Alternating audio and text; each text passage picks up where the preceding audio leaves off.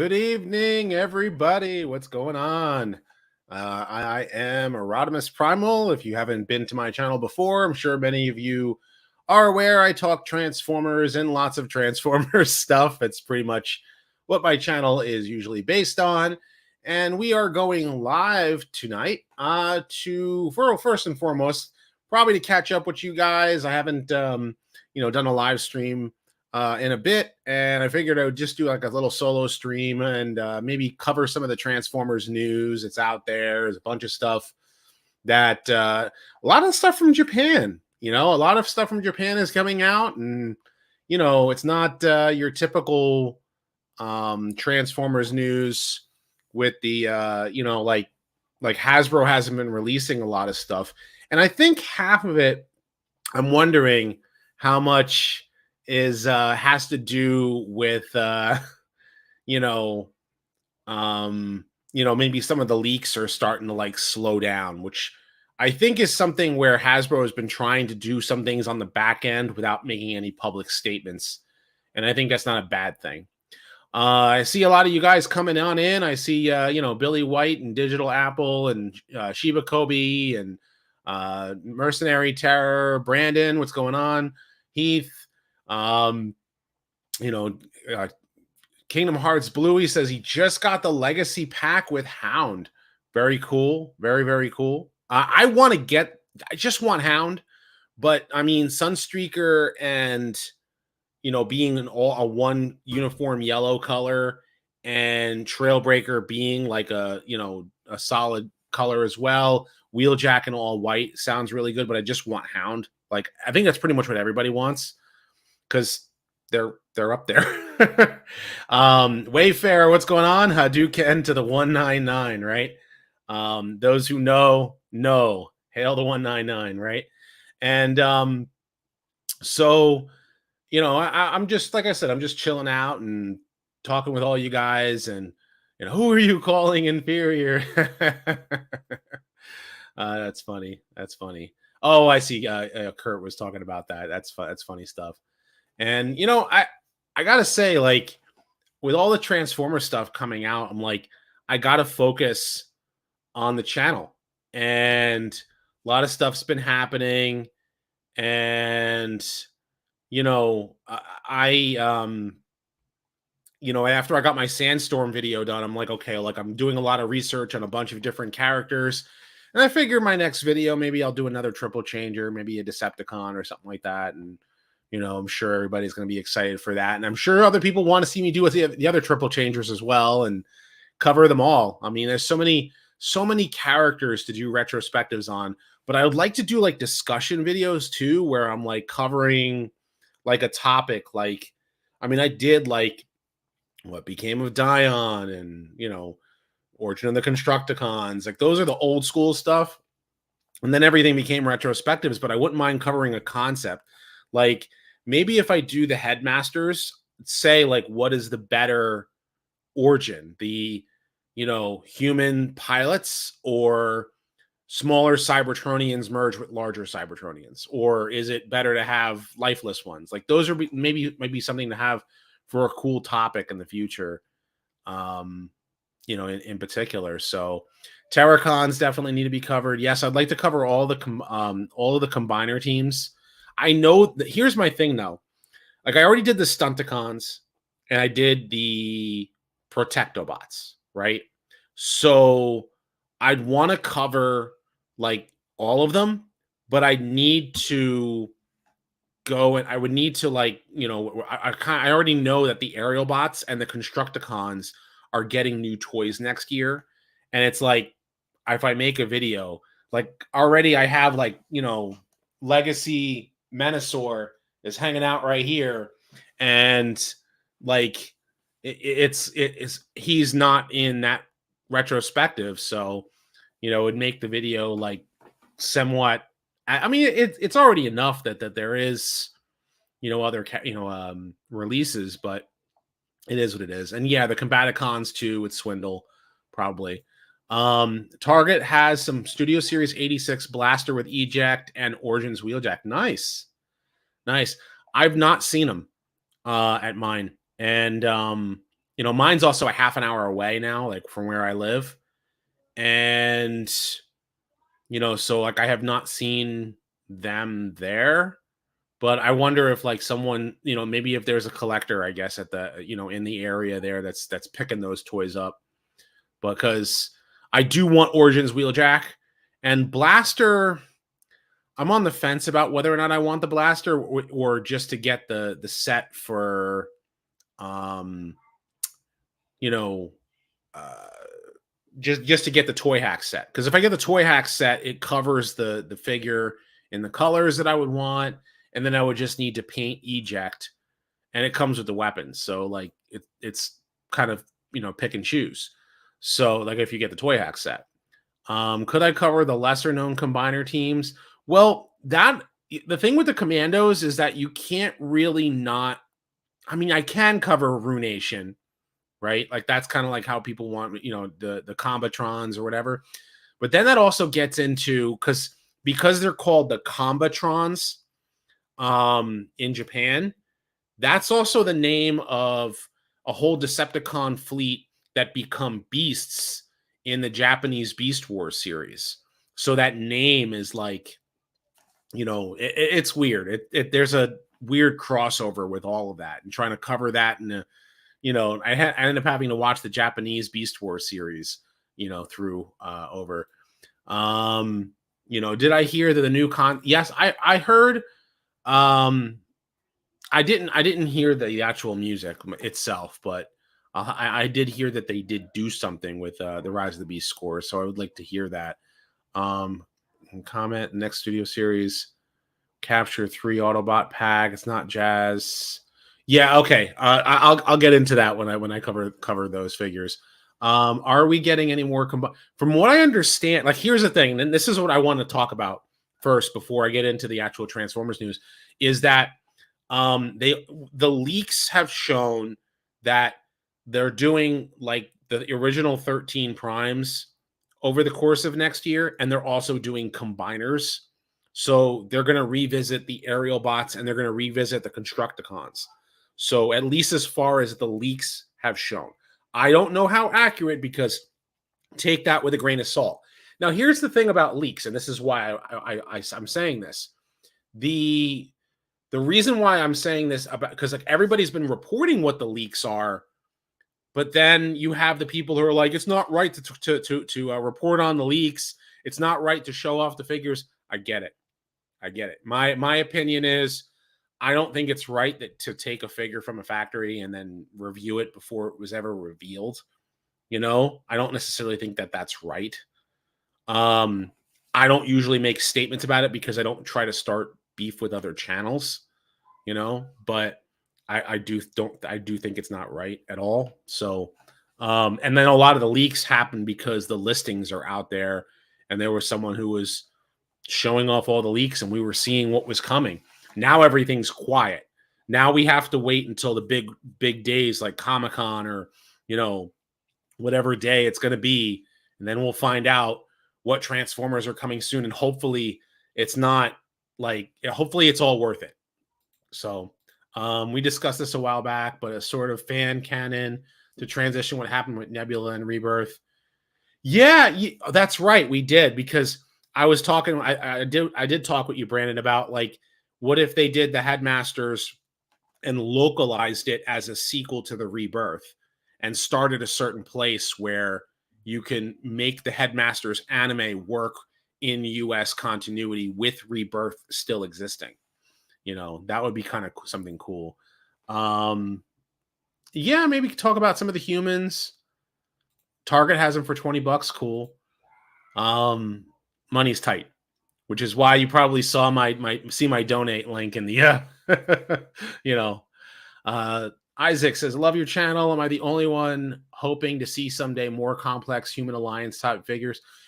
Yeah, that would be kind of cool. I mean, I don't want them to have like, here's the thing, when they did the live action movies and they did the toy line that had the Nest figures and stuff like that, when I saw all those figures, it was like you basically put a figure in a chair, and it's like it's the same thing with the Hiss Tank Megatron.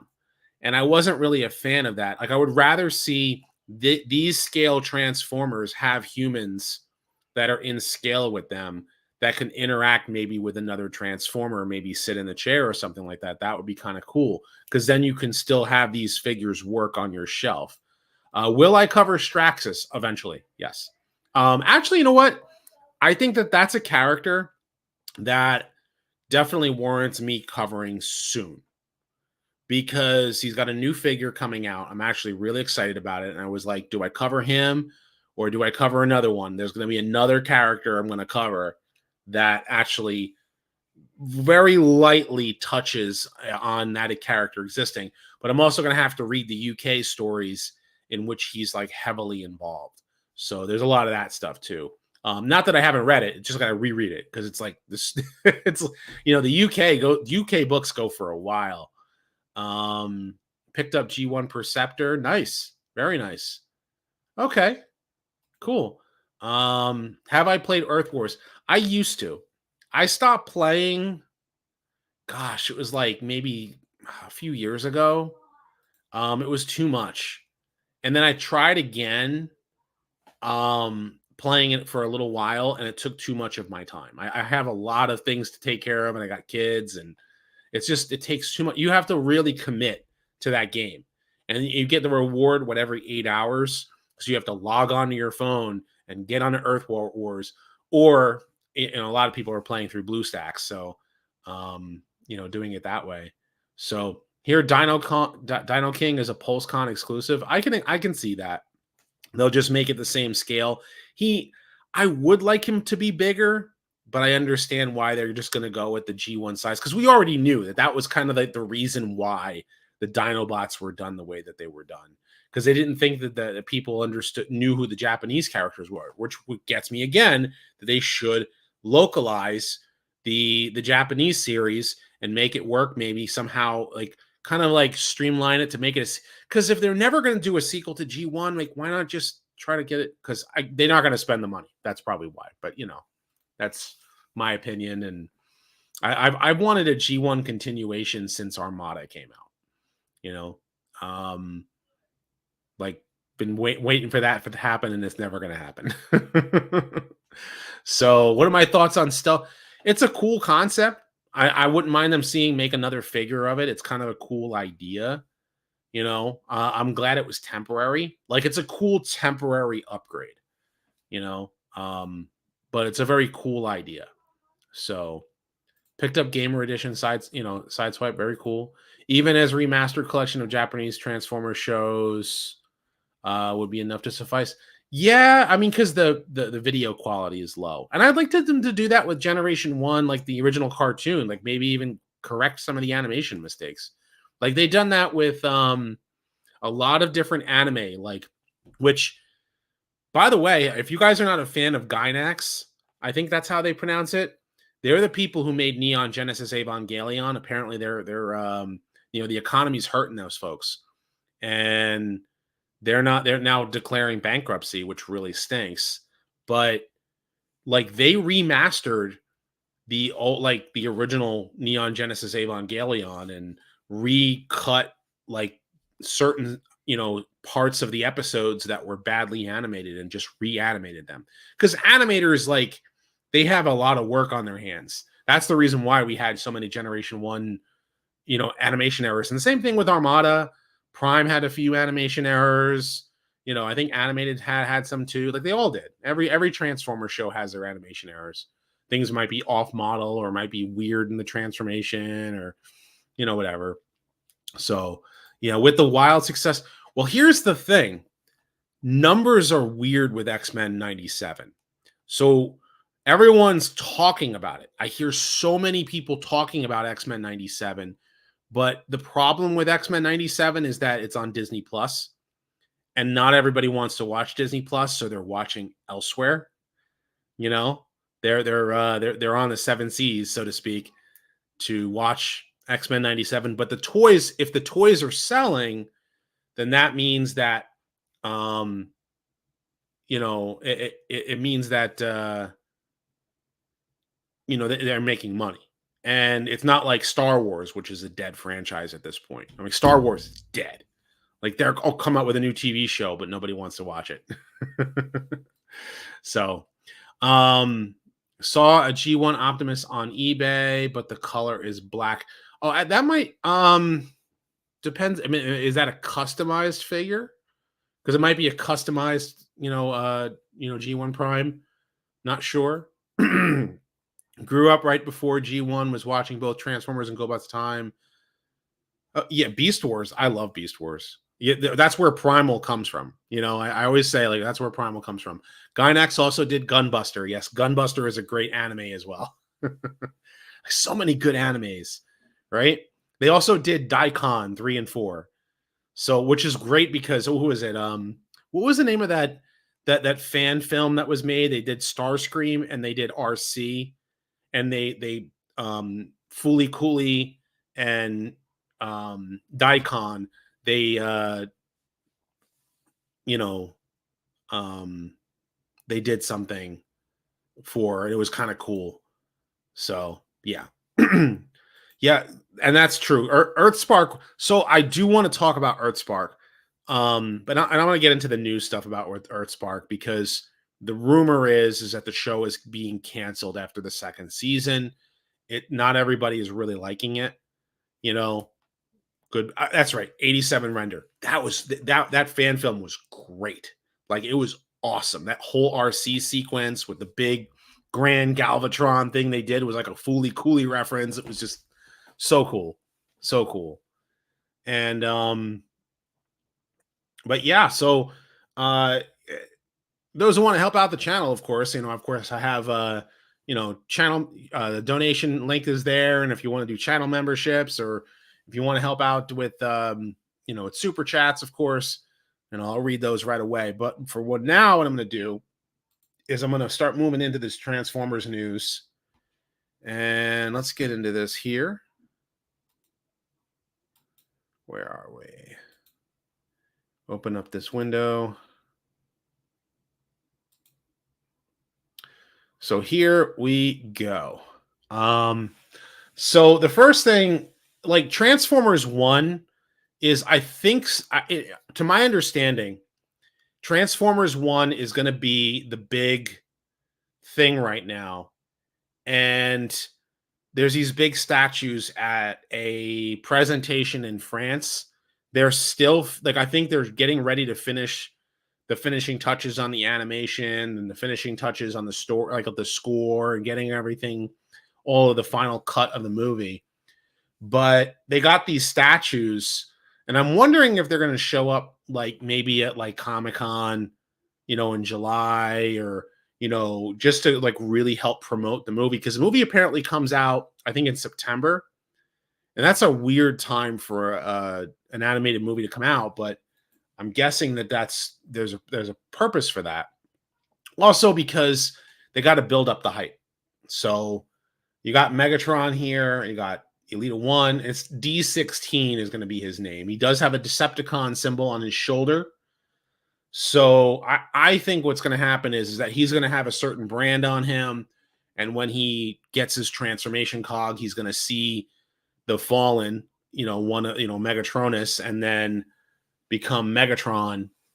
And that's going to be how that story goes. Elita 1 is just going to be Elita 1. They're not going to be and then it's really weird that they're doing Bumblebee, but I guess they have to. I really wish it was Ratchet, personally.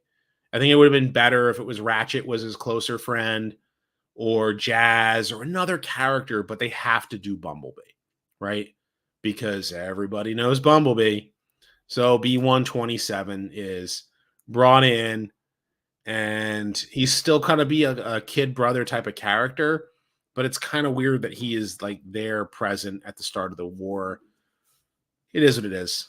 But the movie, it's supposed to be just this own take on the origin of the Transformers. It's taking from a bunch of continuities, a lot from the Align continuity, G1, IDW, and just kind of like smorgasbording it all together.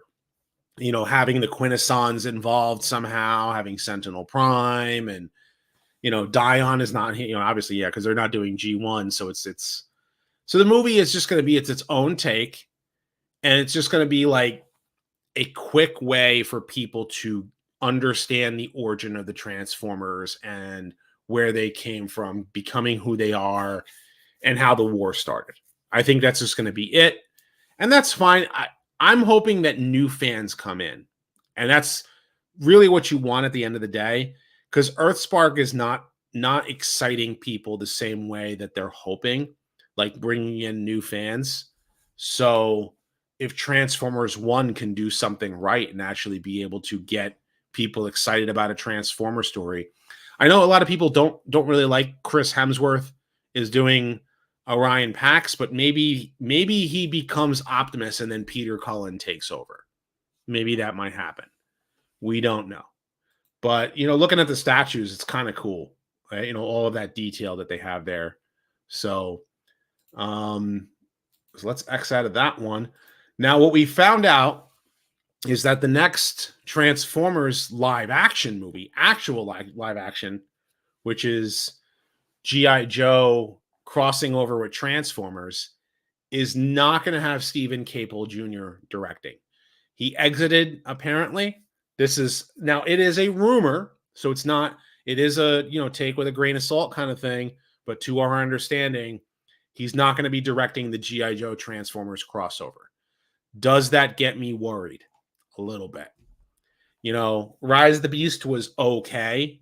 It kind of like that second half was just mayhem. And I love G.I. Joe, but modern day politics makes G.I. Joe a hard sell to current audiences, which sucks. G.I. Joe came out, like, first and foremost, for those of you who are unaware who G.I. Joe is, I see in the comments, if you don't know what G.I. Joe is. So back in the day, they came out with these, they wanted to compete with, like, they had Barbie and they had Ken, right? Like Mattel made that. G.I. Joe was a 12-inch, you could say, doll, but they called it an action figure. It's the first time they actually used the phrase action figure. It was an army man. That's what it was. You had the army, you had the Navy, and understand, like, it was after World War II, so it was the 1960s, and people had a positive, vibe with with the U.S. military. So making G.I. Joe is, is what it is. So the figure itself got imported into Japan as the Henshin Cyborg, and from the Henshin Cyborg, they had to shrink it down because the economy was bad in the 1970s. And also G.I. Joe kind of had a falling out in the 1970s as well because the Vietnam War. And they made the Henshin Cyborg, which was the 3 3/4-inch figure, and that eventually became Microman. And then from Microman, they made Micro Change, and then of course you had another toy line made by Takara called Diaclone. Diaclone and Micro Change is what got imported in 1984 as the Transformers. Now, before that got imported, G.I. Joe had a revival in the early 1980s with these 3 3/4-inch figures, kind of copying the Henshin Cyborg or the Micro Man, and the same scale as the Star Wars figures, but posable. And they had vehicles, and they had all these different, and it was a complete diverse team. Instead of G.I. Joe just being an army man, G.I. Joe was the code name for the team. You had a G.I. Joe team of people like Snake Eyes, who was a ninja, and Duke, who was, more of an army guy. But then you had Shipwreck, who was a Navy guy, and you had, Spirit, who was a Native American warrior. You had Quick Kick, who was, a martial arts guy. Like, you had all these different people, but their bad guys were Cobra. And that's where you hear Cobra from. And Cobra was led by Cobra Commander. You had a ninja named Storm Shadow, and all these Cobra Troopers and Destro. And G.I. Joe and Transformers have had crossovers before in comic books. In the original cartoon, there was an episode where Cobra Commander actually turns some of the Autobots into synthoid humans, which was kind of cool. And so, yeah, there's a lot of different crossover. In fact, Marissa Fairborn in season 3 of G1 Transformers, her father is Flint of G.I. Joe. So, yeah, G.I. Joe and Transformers have a lot of crossover. I said all that because I was hoping that more people would understand at least that G.I. Joe and Transformers have an important crossover with each other, even if it's not necessary that they cross over. Now, the current comic book by Skybound, great comic book, by the way. The what's it called? The comic books by Skybound, G.I. Joe and Transformers are in the same universe, and it's great. It's awesome. The comic books for both are awesome. And they have this third comic called Void Rivals, which is like the spacefaring adventures of stuff. And so Hot Rod and Springer, and I mean, have all shown up in Void Rivals so far, but they're and Shockwave as well, and one of the Quintessons, the Skuxoid.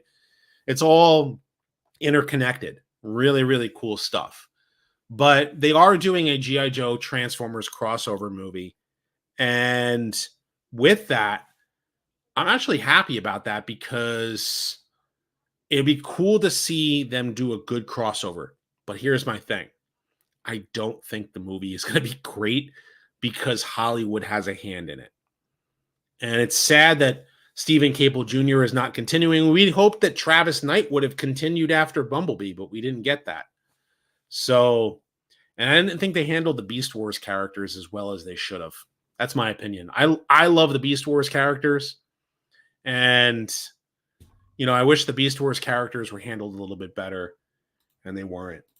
But that is what it is there. So, as I was talking about Transformers 1 before, we do get a look at this Optimus Prime figure. This one is one from Japan. Like, again, Japan's where a lot of the news is coming out of right now. Crazy that all the new stuff is coming out. So, you got Optimus Prime with his axe and Energon. I'm guessing he gets, like, when he gets the Matrix, he's going to get, like, an Energon power-up. And he's got his Cybertronian truck mode, and then, of course, the Matrix of Leadership. Because the other figure they had was the Orion Pax turns into Optimus Prime, because of the Matrix. So they are doing that. And then you have these two, these figures here, the Bumblebee / B127, and then Sentinel Prime. So Sentinel Prime was leader of the Autobots in most continuities before Optimus Prime was. So the original cartoon, they had a bot that they retconned to be Sentinel Prime, and he passed the Matrix on to Alpha Trion, who held onto it, didn't leave the Autobots, but he held on to the Matrix until Orion Pax came along in the episode War Dawn and was rebuilt into Optimus. In other continuities, Sentinel Prime passed on the Matrix. And then, of course, you have animated where they had a Sentinel Prime be a jerk, which I think played a part in Dark of the Moon, Sentinel Prime, maybe. I don't know. So, yeah, you have the figures here. The figures look cool. And here's the thing. Like, it's a matter of, like, what fans are looking for. If you want a Cybertronian mode Bumblebee, I actually like this. This figure actually looks really good. I think because I don't care for, the helmet design in the live action films for Bumblebee. So this actually looks really good. So never been a fan of the built-in weapon with it being his fit, like part of his arm. But so, and then Sentinel Prime kind of looks like Energon Megatron, but he's not. It's a brand new mold. It's a brand new toy. And, because it's a deluxe class figure. And then he's got a jet mode, which is really weird because he's colored like Dirge. Like the yellow that they're using kind of reminds me of Dirge. But it's a different, obviously different robot design. So he's not a seeker, but, this is what Sentinel Prime is going to look like. Kind of cool. So maybe he is the leader of the Seekers. And that's where Starscream comes in. But then Optimus becomes a faction of Autobots. It's weird because he's got no faction symbol. They don't even give him an Autobot symbol. But do they give? Now, there's no box for B127 Bumblebee or whatever. But this is the one that everybody wants me to talk about. So this is what you guys saw in the thumbnail. I'm finally getting over here. So let's talk about this. I'm happy that they're releasing it. At the same time, I'm on the fence with it because I'm like, man. So Jazz is a figure that I have the first release of his for the Studio Series 86, and I customized my Earthrise Optimus, and I did want Mainframe to be G1 colored for his robot mode, and they didn't do that. It's understandable why they didn't do it, but Japan's doing it, and they're doing. I mean, the Decepticon 3-pack was Megatron, Starscream, and Soundwave. And Hasbro is doing a single release of that Soundwave figure later this year. And that Megatron figure is not getting released in that color scheme except through Japan. And that Shockwave figure looks great. And it comes with the chair. And I think it's Ravage. Or no, it's Laserbeak. I think it's Laserbeak that he comes with in with the set. But this 3-pack has Mainframe, Optimus, and Jazz cartoon colored for Optimus, which looks awesome. They painted the face properly. They've given him the white on the waist, and the vehicle mode itself doesn't have the stripe, which is accurate to the G1 cartoon. Looks like it's silver. So this is pretty much a premium finish version of Earthrise Prime without the trailer, which kind of sucks. But then again, the trailer is small.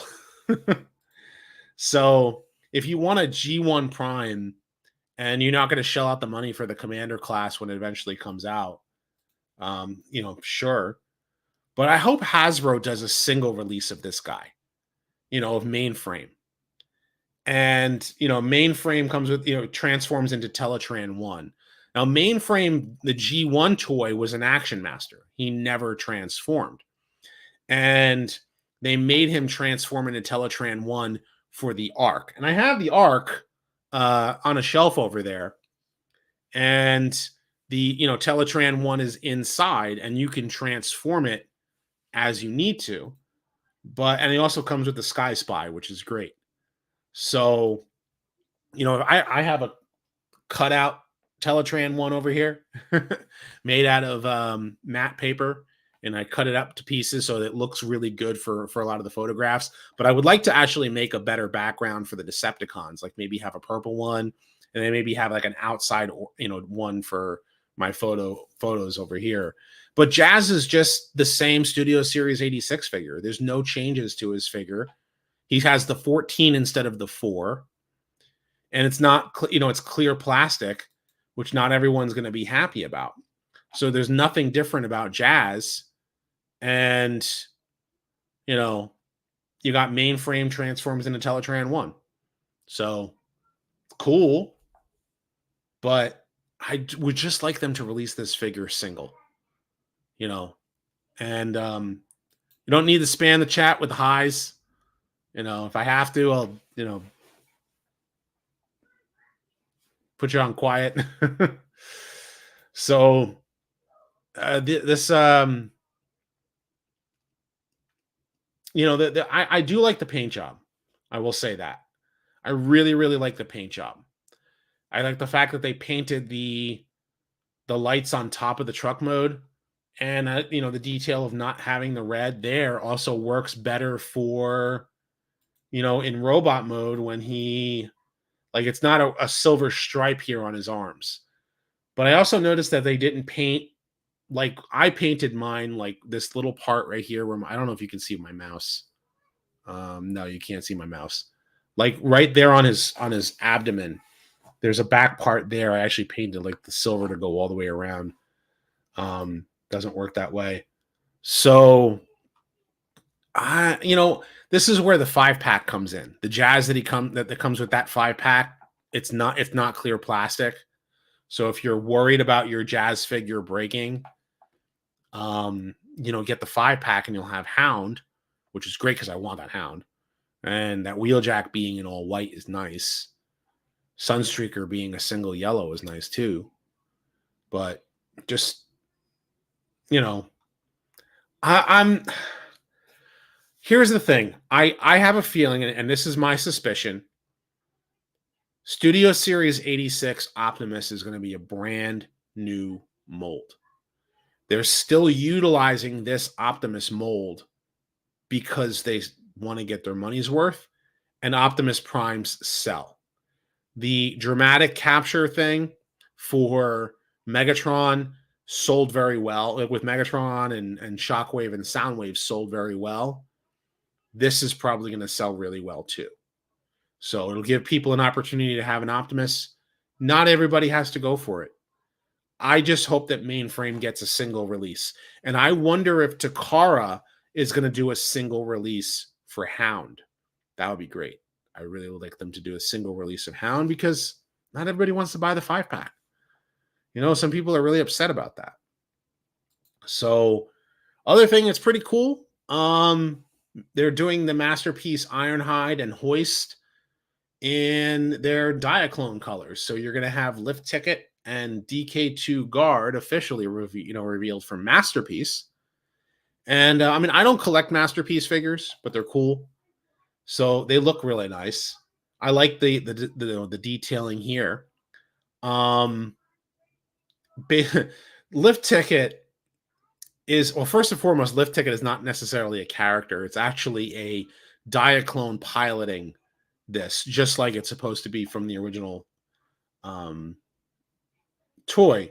Take a look at this. One of the accessories with the DK2 Guard Ironhide that he is comes with a G1 face. So if you have a G1 Ironhide, or if you want to do it with the DK2 Guard, you can actually put that face on here and have that toy accurate head, which is so weird, but it would kind of look cool on Ironhide. Not gonna lie. I saw some people online saying, "Oh, this guy reminds me of Bayverse Ironhide with this face and this color scheme," which I get it. I've never been a fan of Bayverse. You guys know this, so it is what it is. And yes, Lift Ticket is a G.I. Joe name slap. That's for sure. So never had a name officially. It was just the Diaclone. Original Hoist was in red. There was a blue variant. You guys know I did a Hoist retrospective and covered that. And I covered all the history on that character. So, but if you want to get the green one, they did release that. So yeah, it reminds me more of Trailbreaker. Well, the original toy was, I think the Japanese release was in black, to my understanding. And take a look at that. They actually have the in the window, you can see the face for the original toy. Kind of neat. So if you guys not seen these Blockies figures, I'm not really picking them up myself, but kind of cool to have action figures. I did get an email from apparently people who work with Blockies and they wanted me to review them. And I said, well, okay, what do you want me to do? And and they said, they never got back to me after I responded to them. So it is what it is. But they're basically action figures that don't transform. And you can take them apart and put them together. And, it's third party, Blockies. It's not my thing. Not going to lie. So take a look at this. You guys probably have heard that that the Legacy line was supposed to be a sequel to the War for Cybertron. So after Kingdom, at the end of Kingdom, if you've not seen it, they were supposed to have a series that continued on Netflix, and Netflix said no. and Straxus was going to be the main villain. And this is what Straxus was supposed to look like. It was supposed to be this weird design for Straxus, and he would have been, a decrepit Decepticon leader. I have a feeling that Straxus and Shockwave would have been one and the same. I just have a weird suspicion, but I don't necessarily know the details on that, but I just know that that was what they were planning. The series never continued, which is fine. And so we ended up getting a comics Straxus, which is a figure I definitely want in my collection. Definitely, for sure. But it's kind of cool. Like if Straxus came out looking like this, I would have been, can we get an accurate one? And so I'm happy that we are getting a comics accurate Straxus. This would have been a cool, like, for the story, design, thing. Because the whole War for Cybertron trilogy is its own continuity. Even though it's like based in it's in a Generation 1 and Beast Wars continuity. So but yeah. Now if you're into the movie stuff, they are doing a Masterpiece Brawl figure. That looks cool. He's one of the probably one of the few designs that I didn't have an issue with because it's a Decepticon. I just wish he had some speaking lines in the movie. So if you're into the movies, cool. Tank mode looks great. That weird face, very weird robot face. But I'll just leave it there. So let me talk about EarthSpark. Shall we? Let's talk about EarthSpark. So season 2 just started streaming. You can get the first 8 episodes of season 2 currently on Paramount Plus. I think they're going to air on Nickelodeon, but the promotion that they've been doing for it has been like almost nothing. Like literally almost nothing out of the like promotion. I got to interview the person, the girl who's voicing Robbie in Transformers EarthSpark, and she was cool. It was cool to just chit chat with her for a little bit. They asked me not to show the video; it was just to be an audio only interview, so I had to just put an overlay on the interview itself and then just call it there.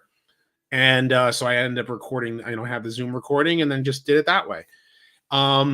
But the show itself, not everybody likes it. The toy line it is what it is.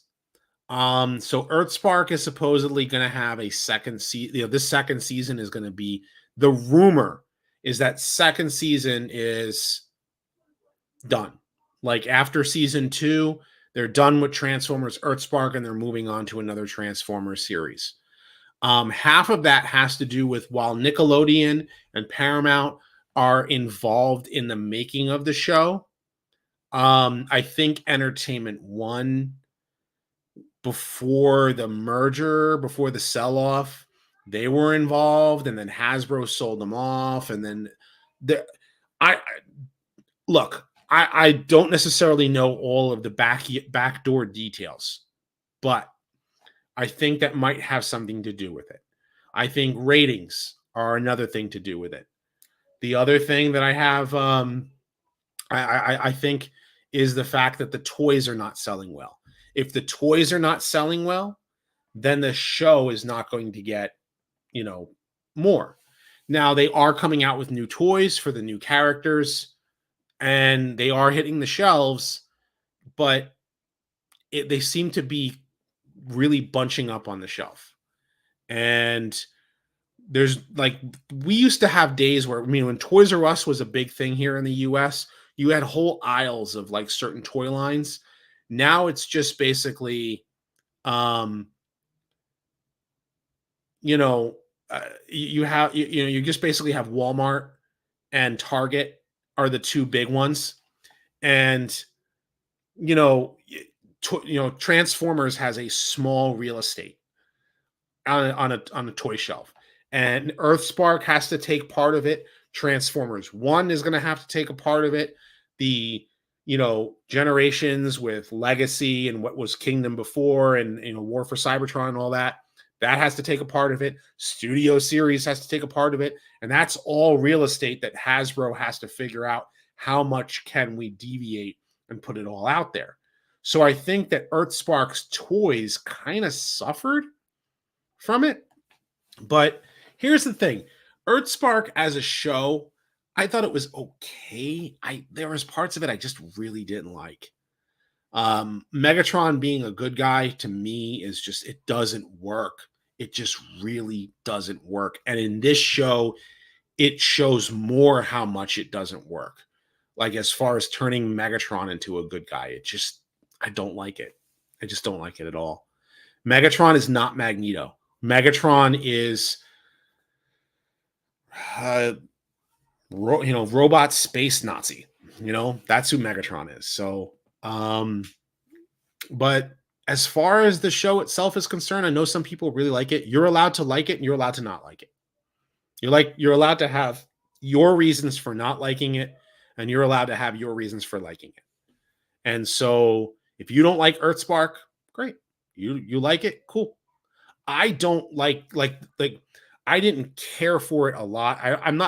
Here's the thing, I'm not speaking bad about the voice actors or not speaking bad about them trying to introduce new characters or anything like that. I like the idea that they're bringing in, I heard Weird Al Yankovic is going to be Cosmos. I think that's going to be cool. Can't wait to hear that. But I know people who have already tuned out. They saw the first couple of episodes, they tuned out, or they may have tuned out for other reasons. That's their prerogative, and that's perfectly fine. So I'm just taking my time just to say this because I want everybody to understand, if you don't like it, I'm not telling you you're not allowed to like it. And if you loved it, yeah, great, cool. That's my approach to it. The only thing that I vehemently do not like in Transformers, like my least favorite thing in all of Transformers, is the live action films. And that really has to do with the promise that we were supposed to have in 2007. We were told what we were getting in 2005, and what we got in 2007 was completely different. And yeah, so each Transformers thing that has come out since has just made me more want them to just, can we, instead of restarting the franchise over again every 3 to 5 years, let's just start over to try to bring new kids in. Why don't we have a continuing saga? I mean, if you want to do new Transformers cartoons, great. But I mean, why not have new cartoons, but then also have a continuing saga that continues off of where G1 left off? We're in 2024 now. Why not have a continuing saga? Yeah, the Skybound comics are great because it's a great G1 reboot, but I just would like a, yeah. But it's true. There's a G1. I mean, there's a G1 fans out there. There's Beast Wars fans out there. There's animated fans out there. Prime fans. Cyberverse fans. You're all. I mean, Unicron trilogy fans. There's just so much to. Transformers has pretty much a series that everybody can attach to, and it's cool. So I'll leave it at that with the EarthSpark stuff. But we know this is coming, and that's kind of cool. I had the Lego Optimus before I sold it, and it was a cool thing to have in the collection. Especially for photos, because I took that one photo of Rodimus standing there in front of Lego Optimus because it was a giant statue of Optimus basically that could transform, and so you're going to get a chunky Bumblebee. You just got to wait until this actually releases. So very cool. So I'll leave that with that. That's all the Transformers news. Just trying to catch up with everything going on. And so, but I listen, like, I appreciate that everybody is going to have their opinions about different Transformer series. You're going to like what you like, whatever you grew into, whatever was your G1, so to speak. It's fine. Like, there's nothing wrong with your G1 being your favorite version of Transformers, but please understand that every Transformers series seems to make a callback to the franchise's roots, and understand why the roots of the Transformers are so well loved, and why, like, I mean, that's why I'm a hardcore G1 guy. I adore G1, but I love Beast Wars too. Beast Wars is my second favorite Transformers cartoon for a reason. Right now, currently, you guys know my kids. I sat down with them. I watched all of G1 with them. Now they've watched the G1 movie. They watched all of season 3. And now we finished season 1 of Beast Wars, and we got to Coming of the Fusors Part 2 was the last episode we watched of Beast Wars so far. They love Beast Wars. They love Beast Wars. So, and the show is great. Like, when the second half of season 2, actually all of season 2 of Beast Wars is like top tier Transformers stuff right there. And yeah, of course we had the truck not monkey, that truck not monkey stuff. Listen, the truck not monkey stuff was really not is right now has been overblown. I really feel that I myself was part of it, because we all were. Everybody was, right? We all looked at Beast Wars going like, what was this? What was this? Like, and then we started watching the show and we went, oh, it's actually good. But here's something you got to know. A lot of people who watched Beast Wars and gave it a chance, they got into it. The thing about Beast Wars is that the writers were the same people who also wrote the original 1980s Filmation He-Man cartoon, and 2 of the co-creators of She-Ra. So they came into Beast Wars with no knowledge of Transformers, but guess what they did? Instead of saying, we're longtime fans, and then really they're not really longtime fans, they went on to like places like alt.toys.transformers, which is an old news group, and they went on to places to interact with Transformers fans, and they started getting a lot of the information from Transformers fans who knew this stuff. Ben Yee was a major player in giving information to the Beast Wars writers. And so when they went, okay, so there's a Transformers cartoon before. Hey, the Great War. Remember the Great War? And that was such a cool thing to do, right? So they went back and they started inserting stuff like, the Autobots or shrapnel, that was from the Great War centuries ago, right? Then inserting Starscream into an episode, and then having Unicron show up at the end of season 1, which was not really Unicron, but you'll understand if you actually watch the show. And then at the end of season 2, it really, like, they bring like for those of you who've not seen it, bringing in certain characters from the G1 cartoon into Beast Wars was like, I loved every second of that. I was like, I need more. I'm buying every toy. Like, that's literally what happened. I saw the end of season 2 and I was like, I'm buying every Beast Wars toy. I'm watching every Beast Wars episode. Like, back in the day, you had to tape the episode, so you had to set your VCR. So what I did was I recorded every episode that came on at 6:30 in the morning. my bus for school was at 6:50, so I recorded it, and then I got a second VHS tape and got a second VCR and took the episodes and put them all in order without the commercials, so that I would have a tape of just Beast Wars, and I had every episode all the way up till the end of season 2 on VHS that I recorded off a TV. Like that's how, like, I ended up watching those episodes over again.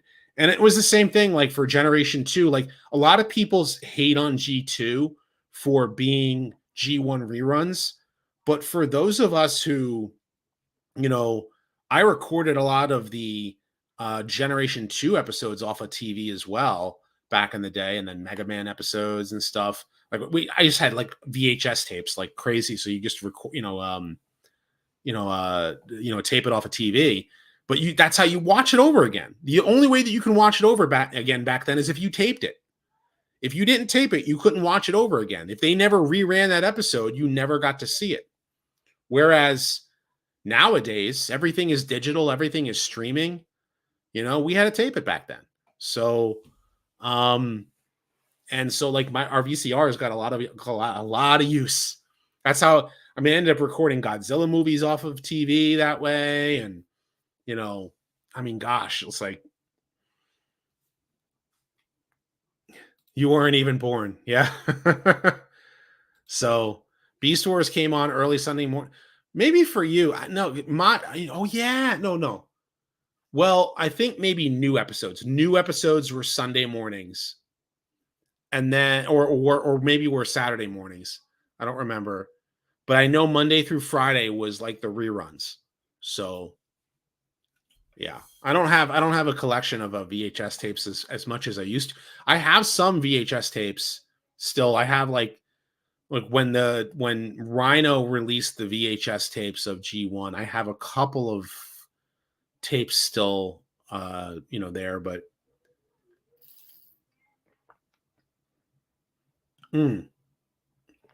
okay, cool. Very cool. I had the whole series. No, I have the whole series of Beast Wars on DVD now. Same thing with Beast Machines and G1 and the Unicron trilogy and animated and Prime. Actually, Prime I have on Blu-ray. 2015 I have pretty much every Transformer series that I could get on my computer digitally, but whatever was released on disc, most stuff I have, including the Japanese trilogy. I have the Japanese trilogy actually right on my desk. I have Victory right here, and Master Force and Headmasters, and I still have to see the Japanese, rewatch the Japanese series over again. But oh wow, so you missed season 3 of Beast Wars. That sucks. Actually, no, wait, didn't they change networks? Yeah, Tubi is a Transformers gold mine right now. Absolutely. Any Transformers cartoon you want to watch is on Tubi right now. Well, most of them. They have season 2 and 3 of Prime. They have all of animated, all of Beast Wars, all of Beast Machines, all of the Unicron trilogy, all of G1, except for the movie. So the movie is the only thing that Tubi doesn't have as far as G1 is concerned. Yeah, that was the last season, the last thing I have. And that's the thing. It makes it hard for people to be able to see either that or the 2001 cartoon. 2001 cartoon's never been released on disc, which sucks. So yeah, it would have been really cool if there was more, like with the 40th anniversary done. So third season of Beast Wars had Megatron turn into a dragon in Beast Wars, and then the two-headed dragon was Gigatron in Car Robots, and then when they brought it over to the US, they called him Megatron. and instead of becoming double Gigatron, he became um, Galvatron because they had to keep up the name trademark. So to me, it's just Gigatron is the two-headed dragon, the multi-changer transformer. So makes you wonder why Disney doesn't sell. I don't know. I don't know why that they still hold on to that. Like, I don't know if it's Disney that holds the rights for the whole debacle or what have you. Um, it is what it is. I'd love to go to BotCon. I'd love to go to TFCon in Baltimore, and I'd love to go to RetroCon in Pennsylvania. But I don't know if we'll be able to make any conventions this year. I'd love to. Really, the only convention I think I might be able to make it to next year, maybe in February, will be MegaCon in Orlando.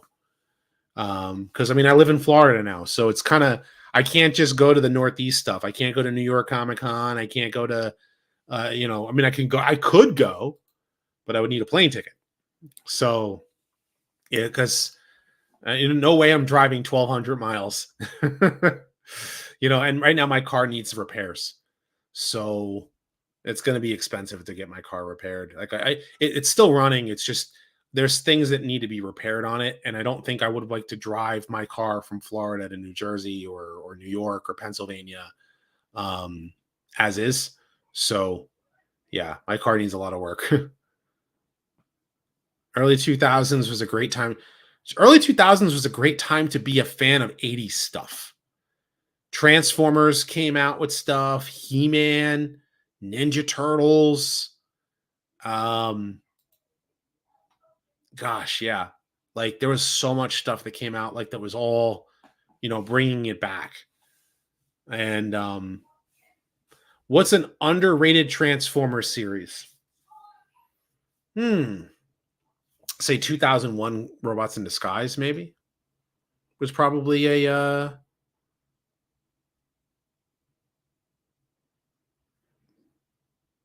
was definitely an underrated one because a lot of people like it was successful, but it was not everybody loved it. It was a very different show, and it was only 39 episodes. So yeah, I can definitely say. Well, the He-Man cartoon back in the day, I liked the 2000s He-Man cartoon. I really was really excited to see where they were going to go because I figured they were going to bring in Hordak. They had they did the Snake Men, and then Hordak they showed the origin of Skeletor and how he went from Keldor to becoming Skeletor in that show, and everyone was wondering if they were going to bring in She-Ra, which would have been awesome, but like if they would have done it that way. So always loved the Western Showdown. Oh yeah, yeah. The whole Coming of the Fusors episodes, they literally do it like an old Western. It is so great. That whole and when I like the reveal at the end of that second part was like really well done. Really well done. I love that episode. So one of my favorite episodes, of course, is Code of Hero Agenda Part 3. Well, first and foremost, Agenda Part 2, when I heard Ravage go, Decepticons forever, and then he transforms with the old transformation sound effect, turns into a cassette, goes into the ship's control deck, and goes in, and it's that Beast Wars, heavy guitar riff. Like that was like that's it. I'm in. I need everything Beast Wars. And then at the end of the Agenda Part 3, with what happens at the end of Agenda Part 3 is just like,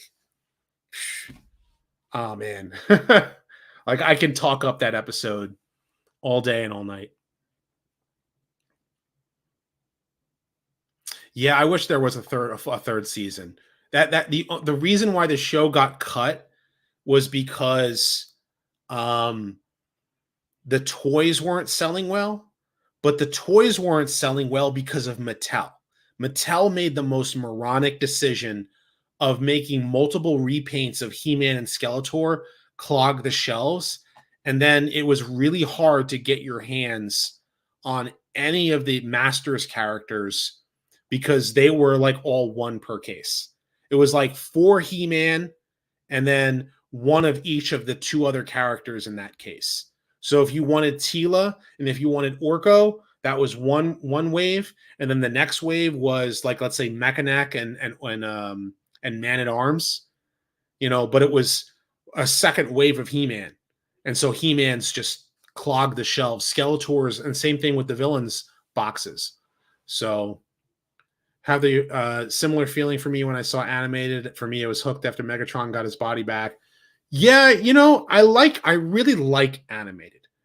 There are moments of animated that I find annoying, but I really like that show, and it's a reason why it fluctuates as my number 3, and with other shows like Prime. I would say comes after. I like animated better than Prime, and I think both are very good Transformers cartoons. But to me, I'm an old school G1 Beast Wars guy. So, would I ever consider a watch party in September or review? Well, I'll do a review. I will definitely review Transformers 1.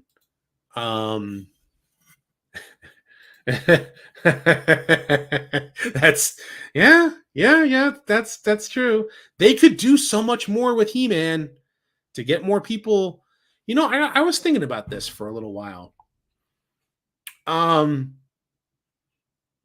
much as we're all Transformers fans, I'm wondering, what will it take for media to come out with more stuff that's not corporate franchises? I've been thinking, it's not just for Transformers. I've been feeling this way for a bit when it comes down to like Star Wars and Marvel, and if a franchise is having a hard time getting new people interested, then isn't it better to make new product? Make new toy lines, make new cartoons that people can get excited for? Or is it because the models for people to watch these new shows and cartoons is not enticing kids the same way that it used to? So, I don't know. The Star Wars right now, I think, is a dead brand. I think Star Wars is completely dead. So,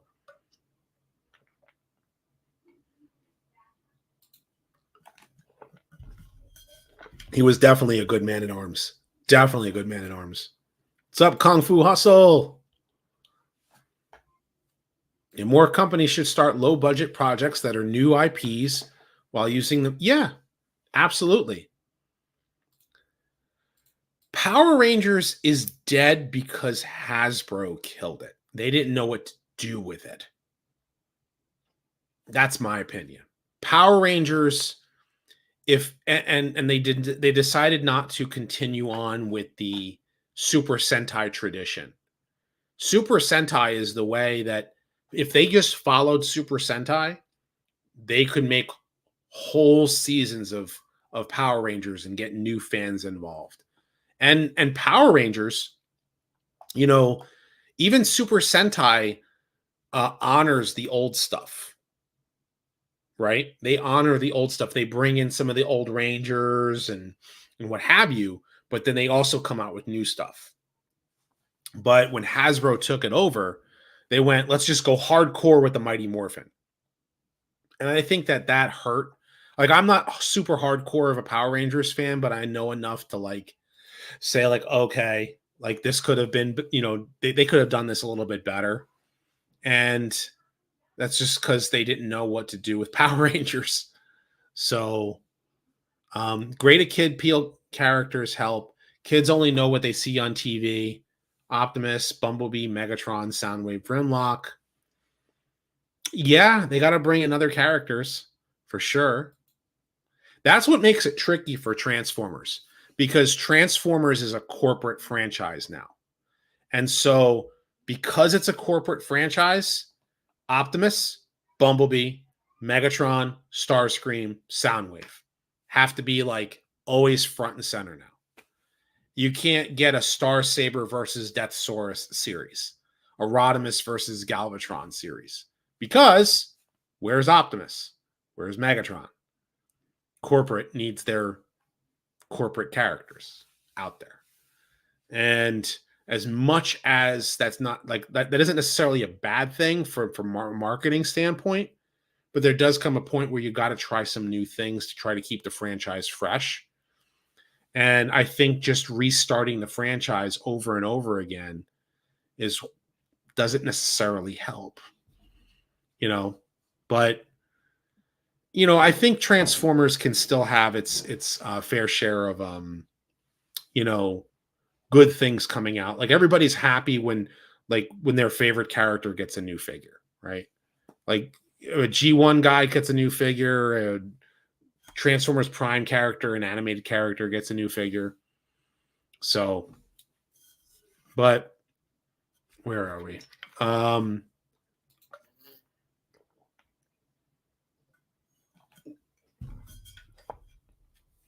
Mm-hmm. Exactly. I want to see more than that. And there's far too much choice back in the day. All we saw was the same thing at the same time. Now kids can see anything whenever. Nothing seems to be a big hit. Like, yeah, and I think that's what it is that because a lot of these franchises don't stop making product. You're always having Spider-Man on the shelf. So there's no new heroes to come take their place. Spider-Man's always on the shelf. Star Wars is always on the shelf. Transformers is always on the shelf. So kids are like, okay, well, which one do I want? Appliance Wars. It's a lot different nowadays. I see it in dolls too. Characters get recycled too quickly, and new characters take longer to release, and that kind of sucks. So, I think Hasbro should take notes from the Gundam franchise. Have one continuous legacy series that keeps longtime fans invested, while having alternate universe shows that experiment more. Yeah, yeah, absolutely. Yeah, that's why I want a G1 continuation. But they'll never do it. It'll never happen. They'll never make a Generation 1 continuation. Like, we can talk about it till we're blue in the face. I can have 300,000 people behind me saying we all want a G1 continuation, and they won't do it. So they'll make G1 styled like the War for Cybertron trilogy, which is not set in G1 continuity, and neither is the Prime Wars trilogy. But it's a G1 inspired universe, so to speak. But they'll never do an actual continuation. I'd like to see where they would go with Beast Wars. What leads into Beast Wars? You know, yeah, because they just won't. Because what at this point now, where the franchise being 40 years, what's the point now, right?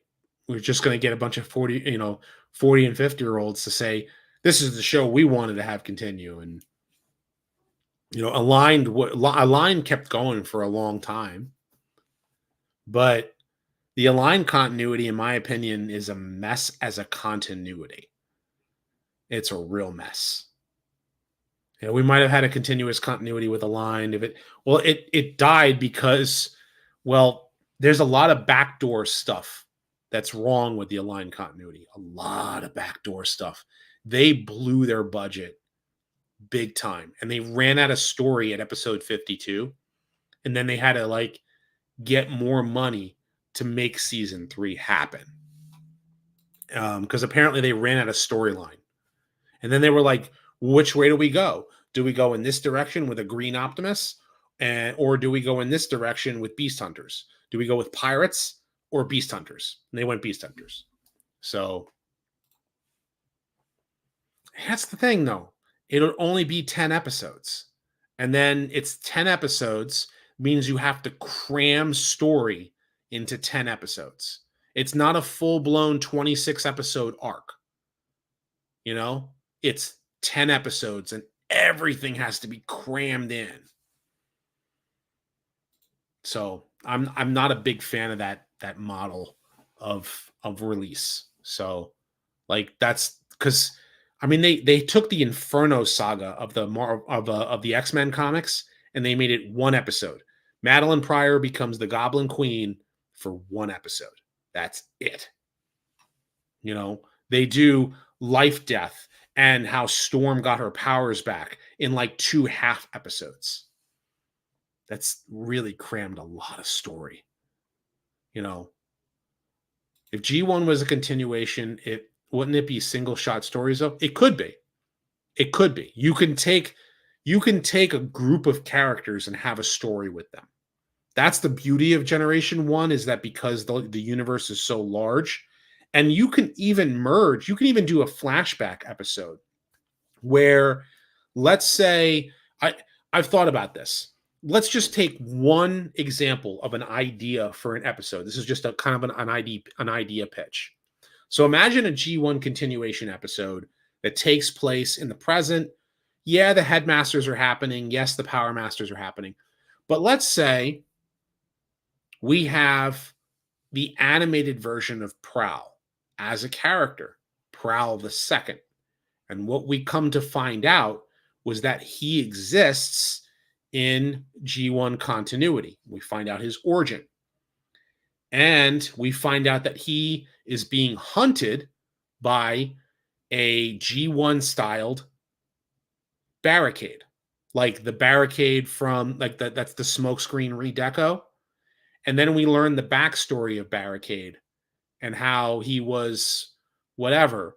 Um, and we have a flashback to G1 Prowl alive, and animated Prowl is remembering certain events.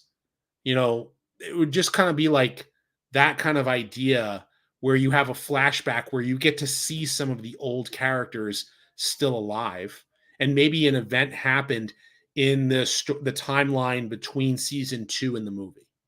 So Prowl exists during that time, or we get to see some backstory before the war started. Maybe how Barricade was maybe he was an Autobot in Praxis who joined the Decepticons, and he went bad. Like that would be kind of an idea.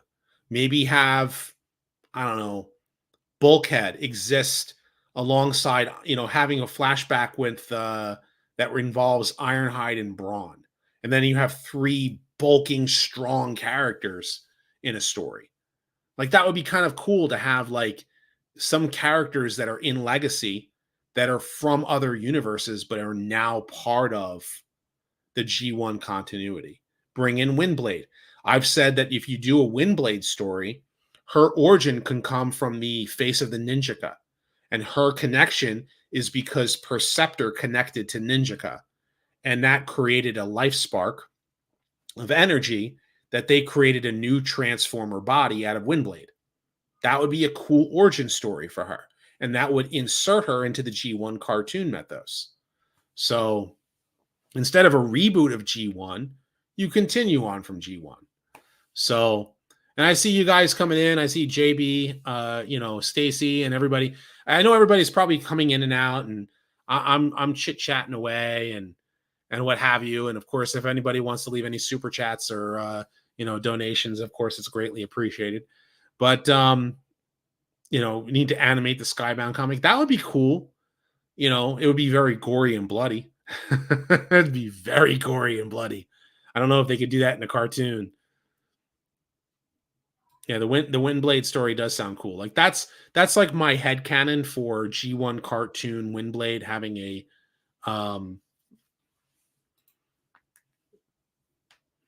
no. Make it that like in a sense Ninjaka is and Perceptor are quote unquote, not really, the connection between the two of them created a third entity, and that is the spark of Windblade. And then she's given a sword by, I think it's Coterie, I think is the name of or Zamojin. The Zamojin statue maybe if that statue was actually Caminus, the Transformer Titan Caminus that died, and his life energy is what empowers the organic people of Zamogen, and that's the reason why Windblade has mental powers, where she can actually communicate with Metroplex and Trypticon. You know, um, it kind of is, and it kind of isn't. It's taking the Titans Return origin and um adding to it. You know, it's taking that element and making it work into a larger story that works with other versions of Windblade. So, but yeah, that is where I got. That's kind of where actually I thought about that. Like that was like in my mind, the back of my mind for the longest time. And then the Titans Return figure came out, and I was like, oh yeah, that kind of works, but it would work better if they did it this way. Like it's kind of like similar similar wavelength, if you will. Shame that there's never. Well, Devastation is its own universe. Even that is its own universe, but it's a great Transformers game. It's the first video I released on this channel back in October of 2015. My first Transformers related video was my very, very poor, like amateur style review for Transformers Devastation. Game is great, but it's definitely set in its own universe. It was cool to see the voice actors come back. So, but yeah, that was my first video. And it was like I think like a month later that I made Who Became Cyclonus. So, what are my thoughts on Chris Hemsworth joining the live action films? I have no problem with him voicing an Orion Pax. I don't necessarily like the idea of him taking over as Optimus Prime, but I don't mind him coming in as another character, like maybe have a human character. I'm sure he would want to have his face on film, you know. But he would, if he got brought in, he'd want to do more comedy. And sometimes Transformers needs to be more serious. And Transformers 1 seems to be taking that Chris Hemsworth push to be more humorous. So, but we'll see when we see the next trailer and where it comes from. Ha ha ha ha. Where is it? Oh, ha ha ha ha ha. Very funny.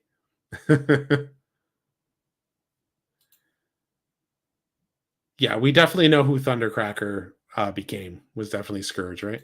Well, yeah, Scourge in the movies, yeah, was nobody, but Thor, the voice for Prime is cool. To be honest, no one will. That's true. No one can really ever replace him.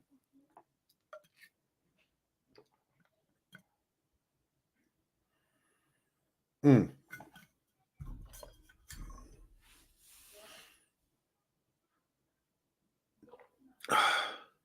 I need some water there. Swig of water for the working man, as they say.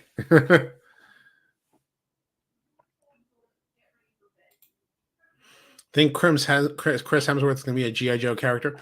Who could he play, though? I can't see him as Duke. Like, I would want a Duke that's younger. And for him, he would probably be a more serious character. I don't think he can work as Shipwreck unless they change, because Shipwreck is like they need to make him that old. I don't know, maybe I don't know which character could Chris Hemsworth play? Maybe I mean I don't necessarily know if he can play. He would have to do on an American accent, and he can, but sometimes his Aussie accent kind of seeps through.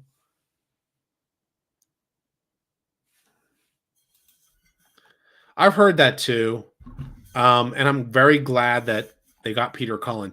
Actually, fun fact: the reason why Peter Cullen returned as Optimus Prime, G1 fans. Thank every G1 fan for fighting hard for saying, we will not see your movie if Peter Cullen is not Optimus Prime. They didn't even want the robots to talk. And then when they decided to make them talk, they were going to make Liam Neeson Optimus Prime. And we said, no. No. We don't want big budget actor. We want Peter Cullen. We want Frank Welker. Michael Bay wouldn't budge on Frank Welker until movie 4. And even so, he brought him in for movie 2 for Soundwave and everything. But yeah, every G1 fan fought hard for Peter Cullen. He had to audition 3 times. 3 times. Because Michael Bay was adamant, I'm not bringing the guy from the old cartoon. The old cartoon is stupid, and fans of the old cartoon are stupid. I'm not kidding. That's kind of how his attitude was. We G1 fans fought for it. That's how Hollywood was in the 90s and 2000s. They hated nerds. We were nerds. We're stupid.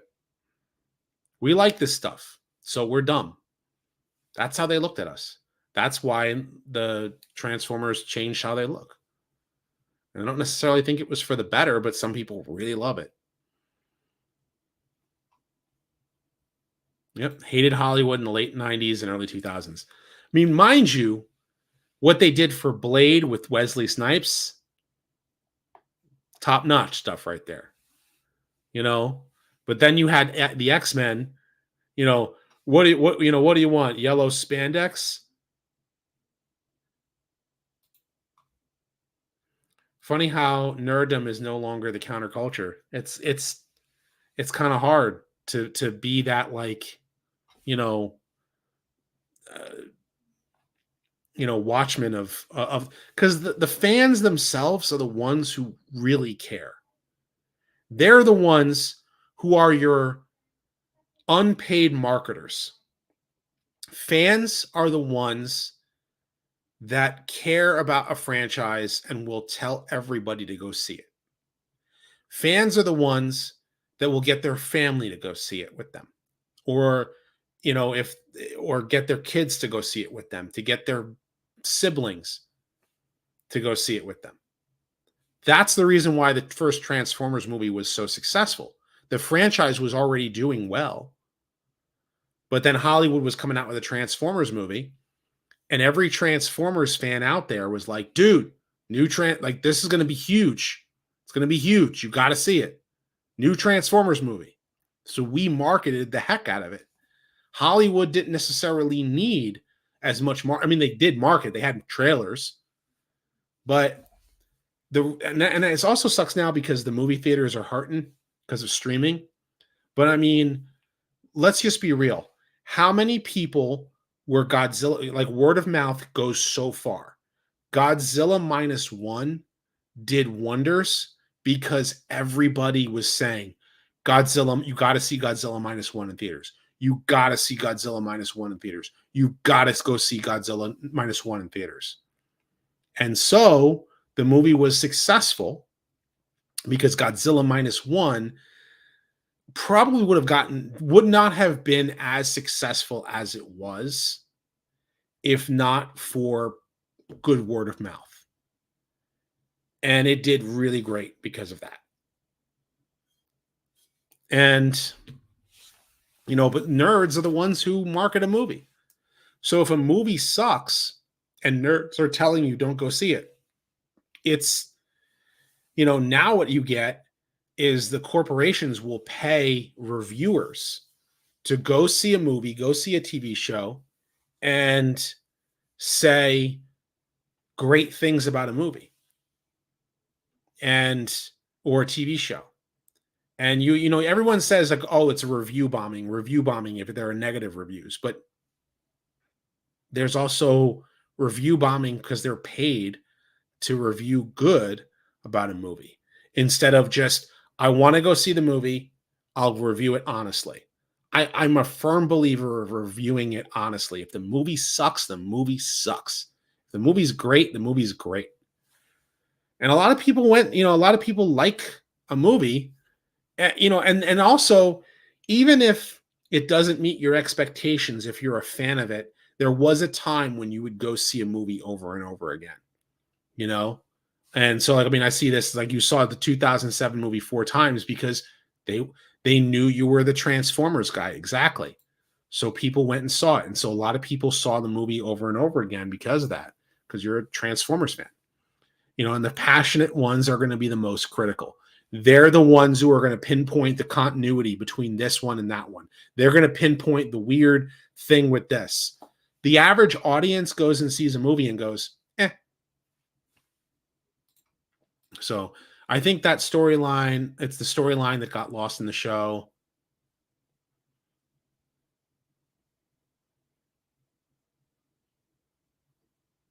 I'm trying to understand where you're going with that, but okay.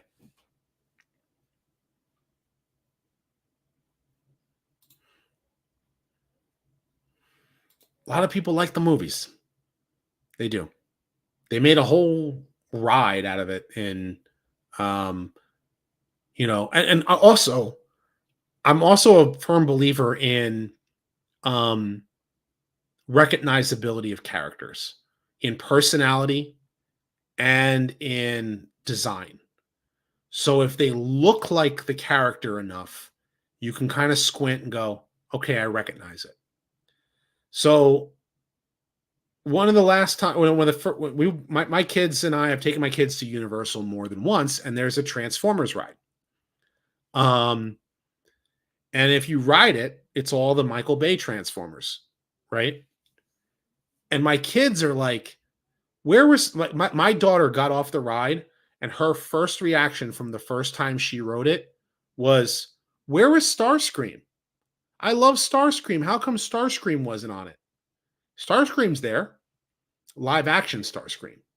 My daughter doesn't recognize live action Starscream. And my daughter likes, it seems to be a thing. There's certain characters that my kids were wondering, like, who is that guy? Who is that guy? They don't recognize the certain characters. So, and that's just the thing. And then my wife got off the ride, and her first reaction, this is my wife's reaction to the first time she rode the Michael Bay Transformers ride at Universal Studios. I just got reminded, her exact words. I just got reminded why I hate Michael Bay's Transformers. That was her reaction. The ride is fun, but boy, do I not like the way that it all looks. So, and again, if you like Michael Bay's Transformers, more power to you. I'll never ever tell you that you're not allowed to be a Transformers fan because you like the Michael. This is what it is. But yeah, Zeta's right here. Knight proved that the G1 designs do work in live action, which is good because there's a design. Right. Even if they're, you want to add some of the mechanical parts and certain joints and stuff, at least make the robots look recognizable. Like, maybe we can just like at least know what they look like.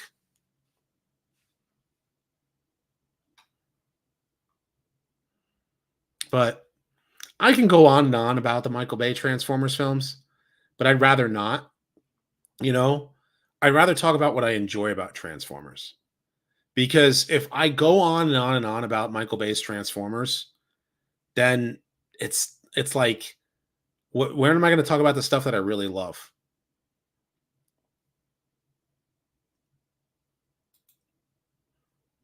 I'm sure. Yeah. I mean, I adore Beast Wars, and I'll talk up Beast Wars till I'm blue in the face. Like, I spent quite a bit talking about Beast Wars here. Animated, the design. A lot of people don't like the robot designs. Not the design. I mean the animation style. There are a lot of people who are turned off by Transformers Animated's weird chins and some of the exaggerated proportions and stuff, and some of that Teen Titans esque, like, um, some of the movement in the cartoon. And I can understand that. And I can also understand not liking the human villains. Like, there were a lot of human villains, and kind of corny human villains that now feel outdated in Transformers animated, like the Headmaster, him with the old 19, the 2000s lingo, like noob, and it's all stuff that nobody uses anymore. Like all that lingo nobody uses. So, um, but they were trying to do something different that wasn't just the Autobots versus the Decepticons. But then they kind of like really brought it in once Megatron came into the picture. So, but animated was a fun show. I really enjoy it.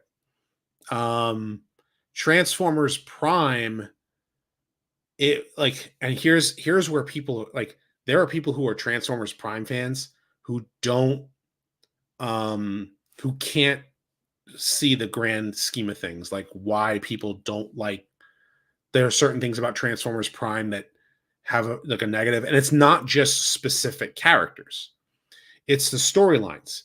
They brought in Unicron at the end of season 1 and they made him Earth. That means he can never transform. They can go inside his core, but he can never transform. We can't see him eating a planet. We can see a big giant rock version of Unicron, but okay, so they put an ad there. Great.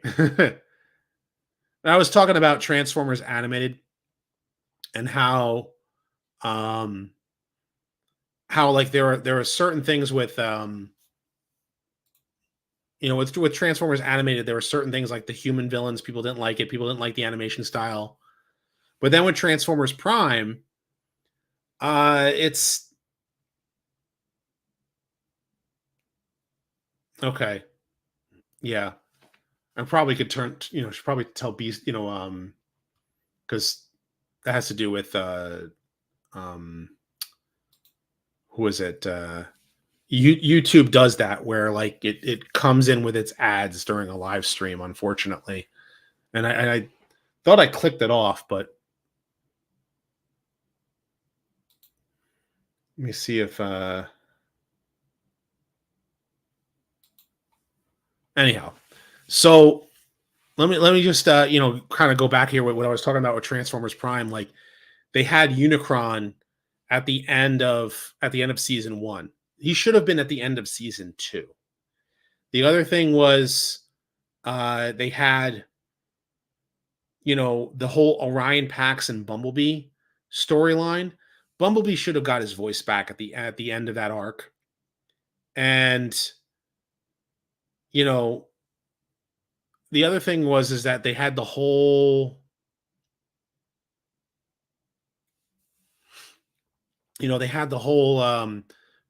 fetch quest. Go get a relic. We have to go find this relic and find this relic and find that relic and find this relic. And a lot of people liked it and a lot of people hate it. I don't hate Transformers Prime. Like my criticisms of Transformers Prime are not hate. My criticisms of Transformers Prime are direction of the storyline.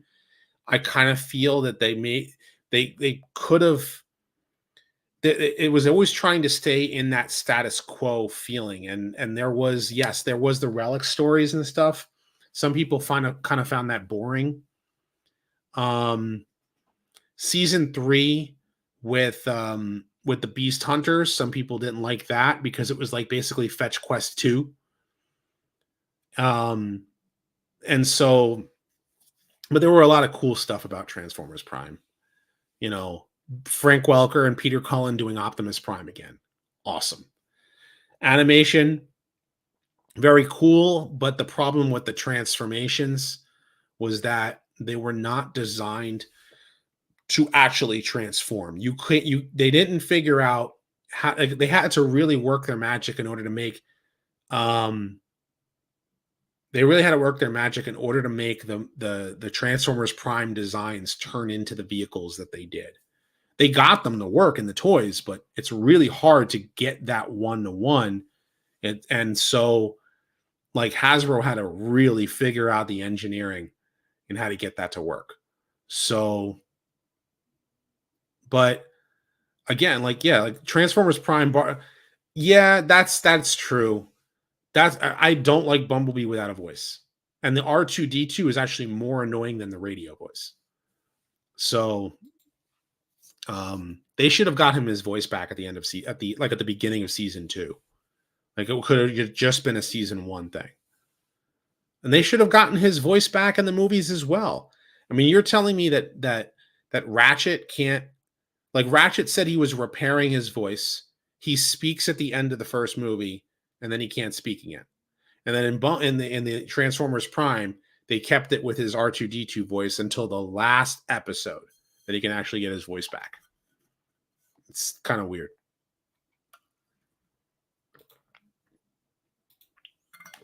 That whole thing started because they didn't want, when they were first making the live action films, Paramount didn't want the Transformers to talk.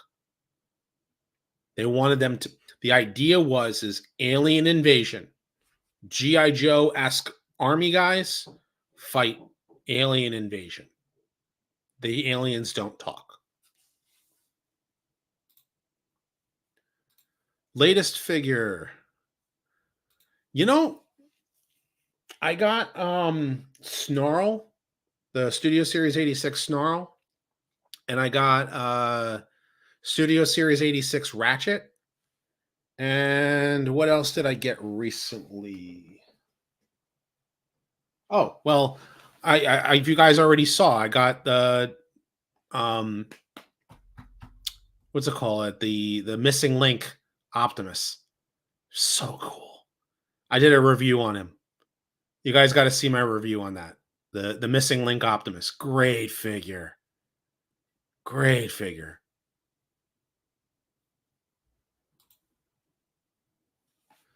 Yep. And he was able to recover, but they couldn't repair a robot voice box.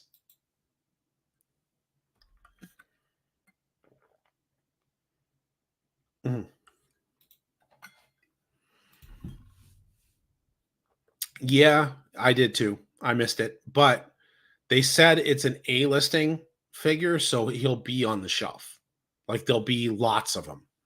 We should be able to get Studio Series 86 Bumblebee without a problem. Yeah. Gamer Edition Combaticons. That'd be cool. You know what I think they're gonna do? They're gonna do G1 styled Combaticons, and then they'll do. No, I think that maybe they might do both. I don't know. I don't know if they'll do both.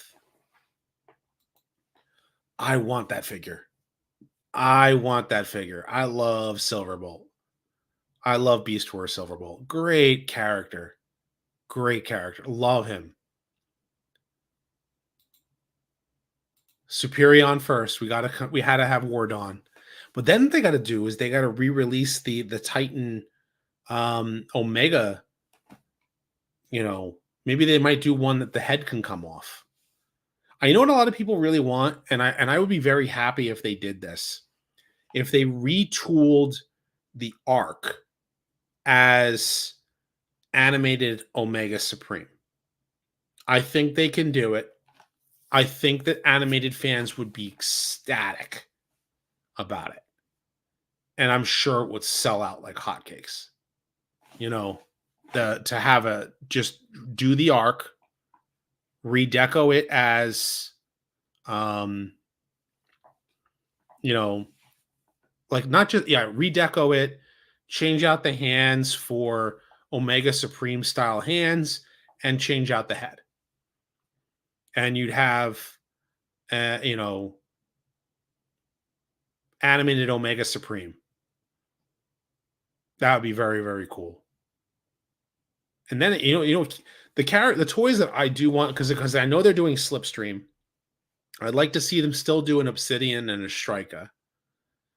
But I'd also like to see Lugnut, Demolisher, and I want a more animated style in Legacy Lockdown, not just the Revenge of the Fallen Lockdown. And if they did all those characters, Then it's just like then I just want G1 after that. So I want that. Like I have the original. I have my original Beast Wars Silverbolt figure, but I definitely want the new one. Because the robot mode is nice. The Beast mode I've heard mixed reviews about, but yeah, do a Lugnut, and Demolisher for sure. Demolisher was like, you know what I like? I really like Demolisher is because he had that character arc at the beginning of Energon, and he was contemplating about like the Decepticon symbol that he wore, and he's like, this symbol meant so much to me. And then I really loved that part of his character. And then also, uh, what happened to the kids? I ate them, and they were quite tasty too. Like for as much as Armada and Energon can get a lot of flack, and it does deserve a lot of the flack, the animation errors in Armada are really atrocious. Um, is like, but Demolisher is definitely a character in those two shows, and up until he becomes the dump truck. Up until that point, I like the character. I like the anti-aircraft tank, Demolisher. So Cyclone, like the thing about Cyclonus though is that like I want to call him something else. I want him to have like, a different name for a character, but that's just me.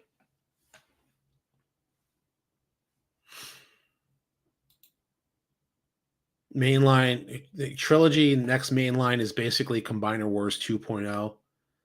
I hope not everybody is Combiner. Like I can see them doing a Nexus Prime, but not everybody is a Combiner. I think they're going to do the Primes and they're going to do Combiners, but yeah. Oh yeah, yeah. The dial-up sound effects they use for them, it's hard to watch at that with those. Um it does get very annoying. But I've had to watch it. Like here's the thing. For those of you who like get on me about being critical about a certain Transformers cartoon, understand something. Whenever I'm doing a retrospective on a character, if that character is in that show, guess what I'm doing? I'm watching it. So I'm critical about it because I see the things that kind of bug me, you know? Like it's not like if you really enjoy it, like you can go watch that series and enjoy that series, but I'm going back, I'm watching G1, I'm watching Beast Wars, I'm watching the Unicron trilogy. Whenever there's a character that I'm doing a video on, I will watch episodes of that character in order to um you know to be able to do a proper video on. And this way, like, yeah, like where was it? Brandon brought it up. Armada Cyclonus is Sandstorm in Japan. Guess what I was doing? I was trying to find good clips of Armada Cyclonus so that I can talk about that line in my Sandstorm video. So I had to go find good clips of Armada Cyclonus in order to do that. So if you don't like a certain Transformers cartoon, know that I'm going back and I'm watching them. So where is it? I remember them making them two female combiners. Yeah, I would like them to bring back Victorion, and I wouldn't mind Megatronia actually getting a US release. Yeah, they all got a downgrade in. So Blue Raccoon wants to know my opinions on EarthSpark Skywarp. You know, one thing I noticed about that show, and they kind of alluded to doing it in Cyberverse, and I wasn't really a fan of it, is I don't like the idea of taking an existing character and radically changing that character. whether it's a gender bent character or whether it's a design that's totally different and you just slap a name to it. It doesn't even fit that character. Like I've never been a fan of that. Skywarp works because it is Skywarp, but I mean, like, why does Skywarp always the one character that always gets the raw end of the stick? I'm kind of I've had conversations with TJ Omega, and TJ Omega did uh, a video on Skywarp. Why does Skywarp always get the raw end of the stick? They did a Starscream, and then they did a Thundercracker in Armada, which technically ended up being Starscream, and then they did Skywarp, and they changed his head design. Or trying to get your hands on a Skywarp figure was always like the raw end of the stick, or they didn't do the color scheme right, like in the War for Cybertron games, the colors were off. And then they changed Skywarp here, changed Skywarp there. Well, now they bring Skywarp in, and he is not Skywarp, she is Skywarp. So it's just another change. And it's like, can't we just get the character? And Skywarp was killed in Siege. And he didn't even warp. It's like, come on. They've also changed Frenzy in that show. And they also changed now Ravage is female in EarthSpark. So I'm like, you why? Why not bring in Hal back? Hal back is the female Ravage character. You can have Hal back. You can have Slipstream. Like Slipstream is right there. There's the female Seeker. You can bring her in. You can bring in another Seeker, but you change Skywarp instead. But you can bring in this character. You can bring in this female. I like female characters. I like female Transformers. I want more female Transformers. But why change the existing ones? Why can't we just add to it and add more? Like, then we could have plenty. Then we all can enjoy. That's my thought process, is if you keep changing what exists instead of adding more, it's, yeah.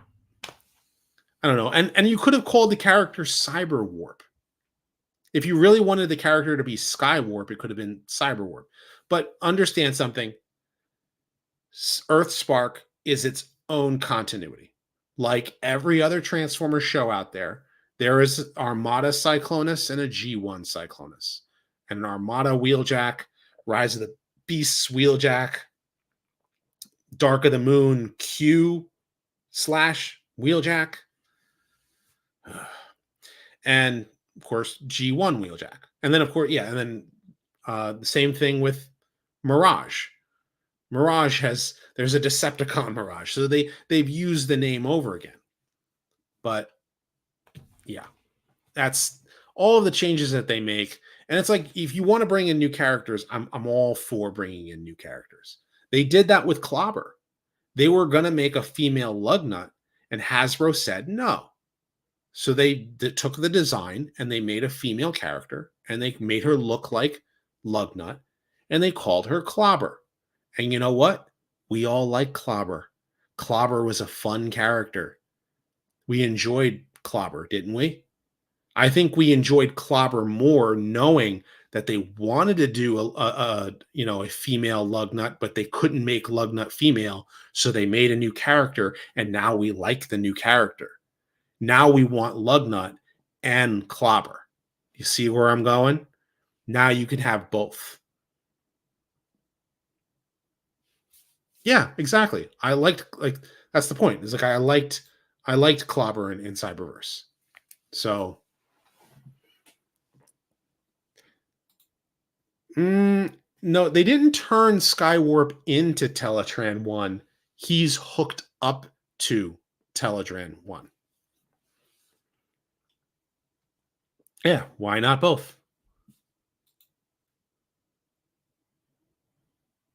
He's hooked up to Teletran 1 because the Autobots pretty much captured Skywarp, and he's, actually, no, wait. What happened was that the Autobots got the were able to get back into the Ark, and the Autobots found Skywarp there, hooked up to Teletran 1, and he's what's actually keeping Teletran 1 functioning. So it's not that Skywarp is, you know, is Teletran 1, he's just hooked up to. So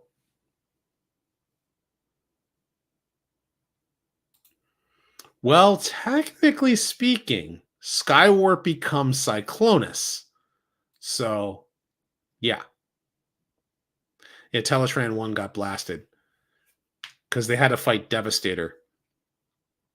I gotta reread the Skybound comics again. They're so good. Like I've been reading them as they've been coming out, but like the details are fuzzy because I'm also been, you know, so focused on trying to get the next retrospective done. And what's up? I've got 59 of you still hanging in there. You know, I've had days where I've had much more people watching, but I'm sure there are people who are, you know,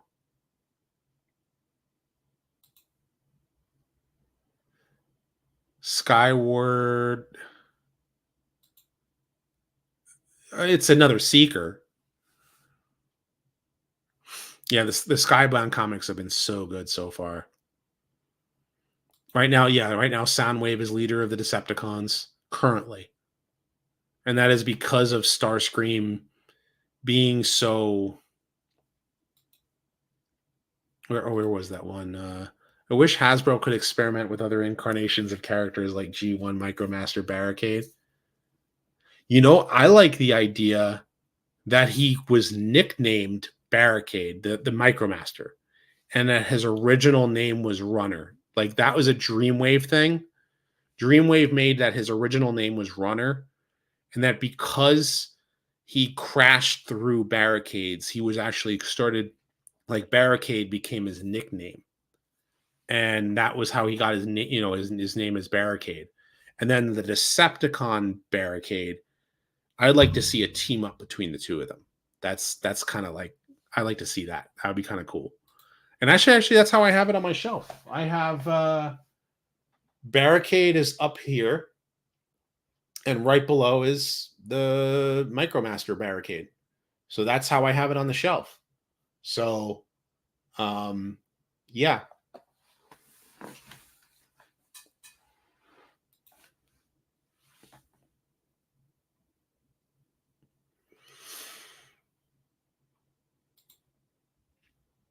Don't get me started. Don't get me started.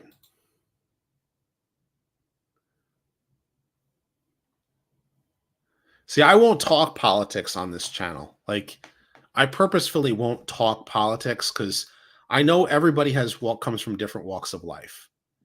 And I'm a firm believer that um, you can come from different walks of life and we can enjoy this franchise together. Everybody can enjoy it. I don't care what you look like. I don't care your boy, girl, whatever. You know, I more so care that, you know, I care about the characters. I care about the lore. I care about the fiction. I care about the toys. The toys are good. So, yeah, I don't want to go on a rant here. But that's kind of how I feel. Like I won't oh, so you just came from the Slag podcast? Well, welcome. I was I talked about a bunch of Transformers news and now I've been chit-chatting away for a little while. You know, I talked you know, I talked a lot about the Transformers 1 stuff. I talked about the um what else did we talk about? We talked about the set with Optimus, Jazz, and Mainframe. We talked about the, you know, EarthSpark second season might be its last season. We talked about, you know, a lot of stuff, but then we also have been talking about, you know, what we like about each Transformers series. Like I enjoy G1 and Beast Wars, and everybody can come from different walks of life and enjoy their favorite parts of the franchise. But I prefer the original stuff. But you know, the thing that I was just talking about before was how I don't talk politics on this channel. You know, I purposefully don't talk um, politics because if I really wanted to deep dive into politics, I could. You know, there are times where my politics might seep through, so to speak. Um, and that might if how does it affect the franchise? You know what I mean? The economy being bad affects how much you could afford to buy your favorite Transformers toy. If you can't afford it, where does that come from? But I won't talk about the politicians. I'm not going to talk about that. I more so care about like, hey, and the same thing. Like I hear a lot of people talk about this and that with Transformers EarthSpark, and I go, I'm not. I'm respectfully taking a step to say everybody wants to fight with each other. Let's talk about what we like and don't like about it. And if you don't like the show, more power to you. If you like the show, more power to you. I don't like, I don't like this show, or I don't like this movie, or I don't like this video game. You know, that's fine by me. I could make a channel where I talk politics, but you guys know me. You know, if you guys have been around watching my channel for any length of time, and many of you have been channel members and patrons and supporting the channel other ways, um, you guys know, like, uh, you know, I've been like, I'm not, I can get really like mad about stuff. And if I get mad, like I would need a room to scream. I would need room to scream because I have kids now. Like, is it really worth me screaming at the top of my lungs because Michael Bay ruined another Transformers movie, which he's only directed 5, but he's been producing the last movies because it's his part of his thing. And same thing, he produced the Ninja Turtles movies. He didn't direct the Transformers movie, the Ninja Turtles movies, the two that came out with the weird turtles. But the second movie was fun because it brought in Bebop and Rocksteady and Krang and the Technodrome. Like I never thought we ever see that in a movie. Even if the movie was like could have been so much better. Was greeting from the east coast of Florida. Well, I live in central Florida. I live I think it's about an hour north of Orlando. So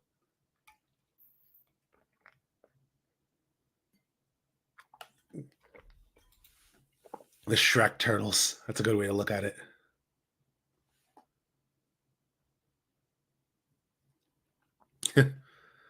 I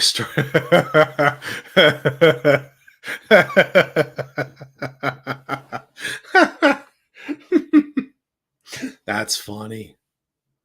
Skybound has everyone's attention. Yeah. Oh yeah. Yeah. Definitely. And when you're a dad, it's even more. It's like it's even more. Being a dad and like having those moments like that Optimus is getting right now because of the spark plugs thing. Yeah. Yeah.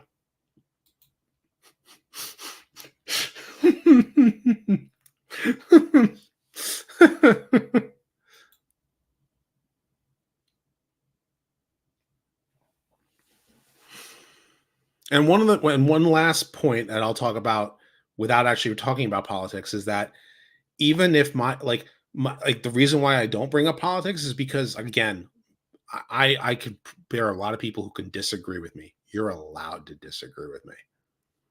You know, I'll always be that way when it comes down to it. And I've had conversations with that have different politics than me, and I always try to talk to people like they're normal people. So we're just normal men, just innocent men, right? We're just normal men. Ah, man. My condolences, man. My condolences. I'm so sorry to hear that. I really am.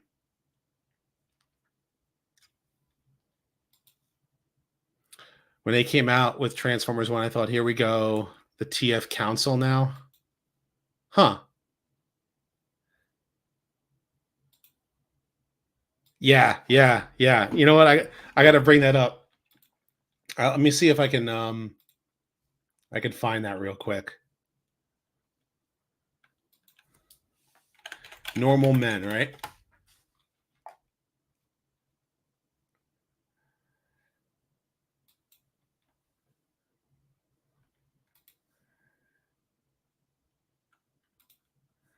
Let's see if we can present that real quick.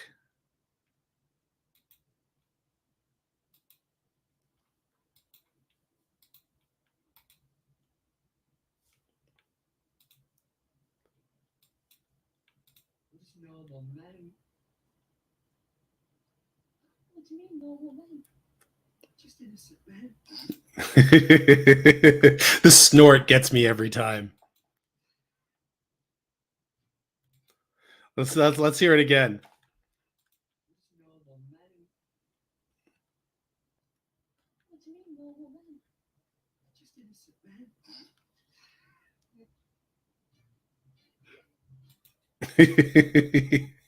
Oh man, it still gets me every time.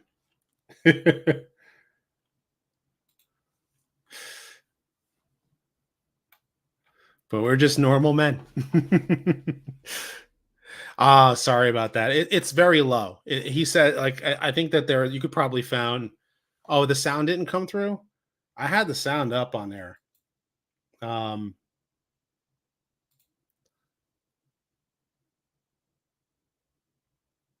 yeah. So we're just normal men. And then he says, what do you mean normal? And she's like, what do you mean normal men? And then he's like, we're just innocent men. And then she just snorts and starts laughing. Um, but yeah, like that clip right there is so funny. Sorry about the no sound on that.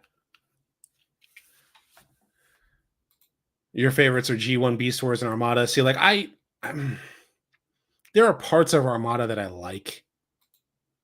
Like I like the latter half of of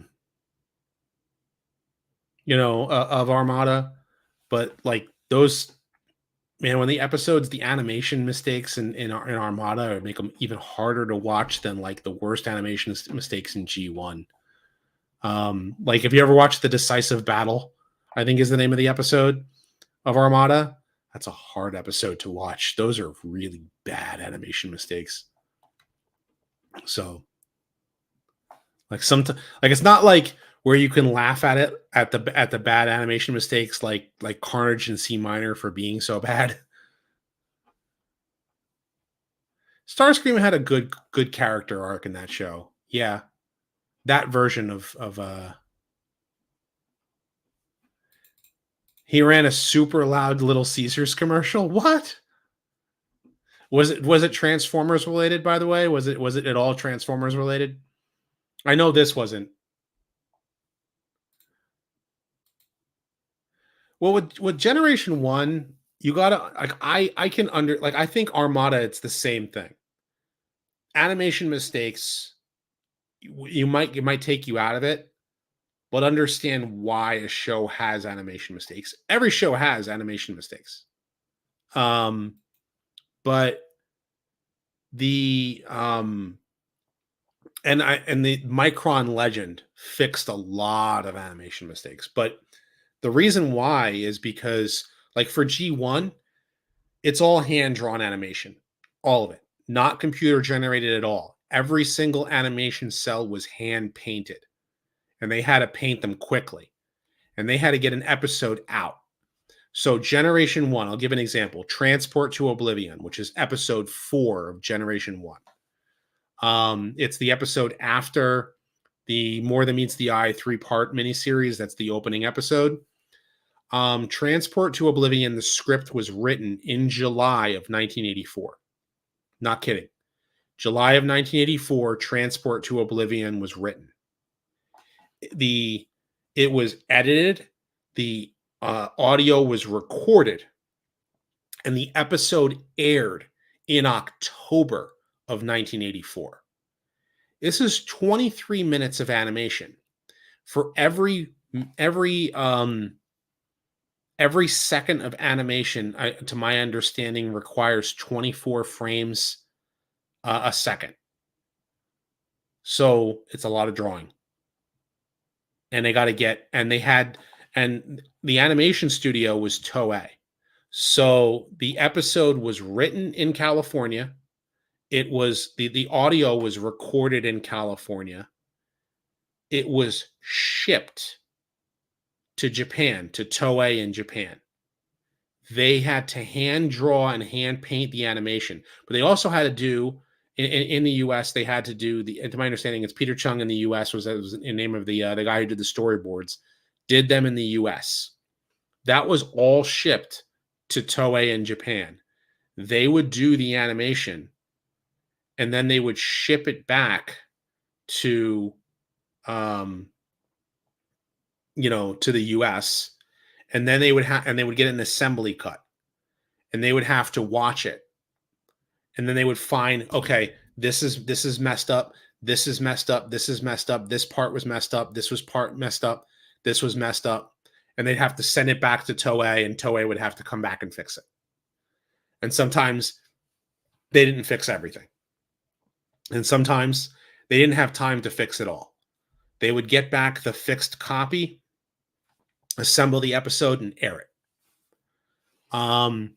The assembly cut, the first assembly cuts, was the version that we got out of the Rhino DVDs. So that's the reason why there are more animation mistakes that you see on the DVD on Rhino DVDs. The Rhino DVDs are what's it called? That use that assembly cut. So you get animation mistakes that were corrected in the version that we watched back in the 80s. But the version we got on DVD was the version that was not fixed. And that's the version that they remastered. And that's the version that they showed on YouTube and Tubi. And that's the version that you see. So you go back and you think that G1 is like this. Now, in my opinion, the Generation 1 cartoon and even Thundercats and all that, they're not really anime. They're animated by a Japanese animation studio. So they have a flair of anime, but they're not anime. They're not drawn in the anime style. Now, in Japan, the word anime just means cartoon. So to them, it's a catch-all phrase. But in the US, we kind of differentiate between, US produced cartoon, which is what G1 is, and, Japanimation is, anime. So, and I do think that there is a delineation between them. So that's just my, oh yeah, the added sound effects were awful. Good God, are they awful. And manga is a comic book. So, Japanese produced comic book. Yeah, they interchanged, and I understand. Yeah, I understand that that is a viewpoint, but like I said, I differentiate them. I would argue that Armada is an anime because it does have US production, but the cartoon was fully made in Japan. Even though America kind of like Hasbro and Takara did have a connection. The cartoon is a full-blown anime. And then the Micron Legend version is actually superior because the characters the dubbing is not incorrect, the animation is.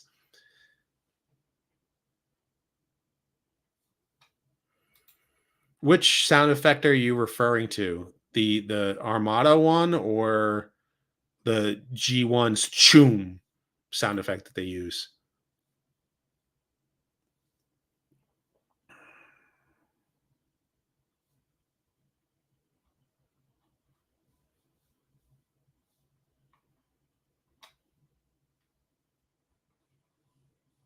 I love the choom sound effect. It makes that blast sound so powerful. Like it's just like a choom, like it's just like I love that. And the same thing with Optimus Prime's Ion Blaster has a certain like sound effect to it that just sounds so good. And our animated Megatron used the choom sound effect as well. I always thought that was great. I wish that none of the Autobots in animated used blasters, but if they did, if Optimus had his ion blaster, if it had that same like that sound effect that it uses, is just to me it's iconic. I hear it in my head. Um, yeah, I heard about the Beast Machine soundtrack was released. G1 forever, baby. Megatron's gun is named Gary in this house. I have pictures of like my G1 Megatron. I have him in gun mode. To keep him kind of protected in the in the container I have him in. And it's kind of cool just to have G1 Megatron in your hand. So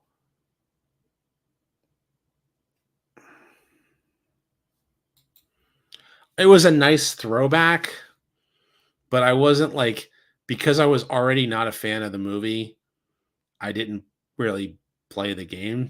So,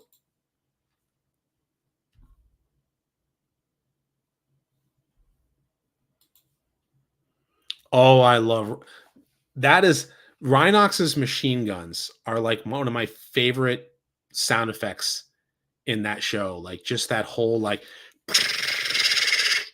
and like when he shoots Waspinator in like the fourth or fifth episode, and just blasts him. Like oh Megatron. Or, especially, I also love the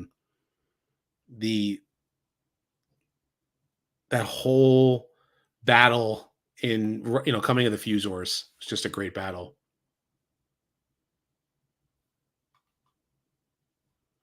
That was your white whale. What was it? G1 Megatron? You say?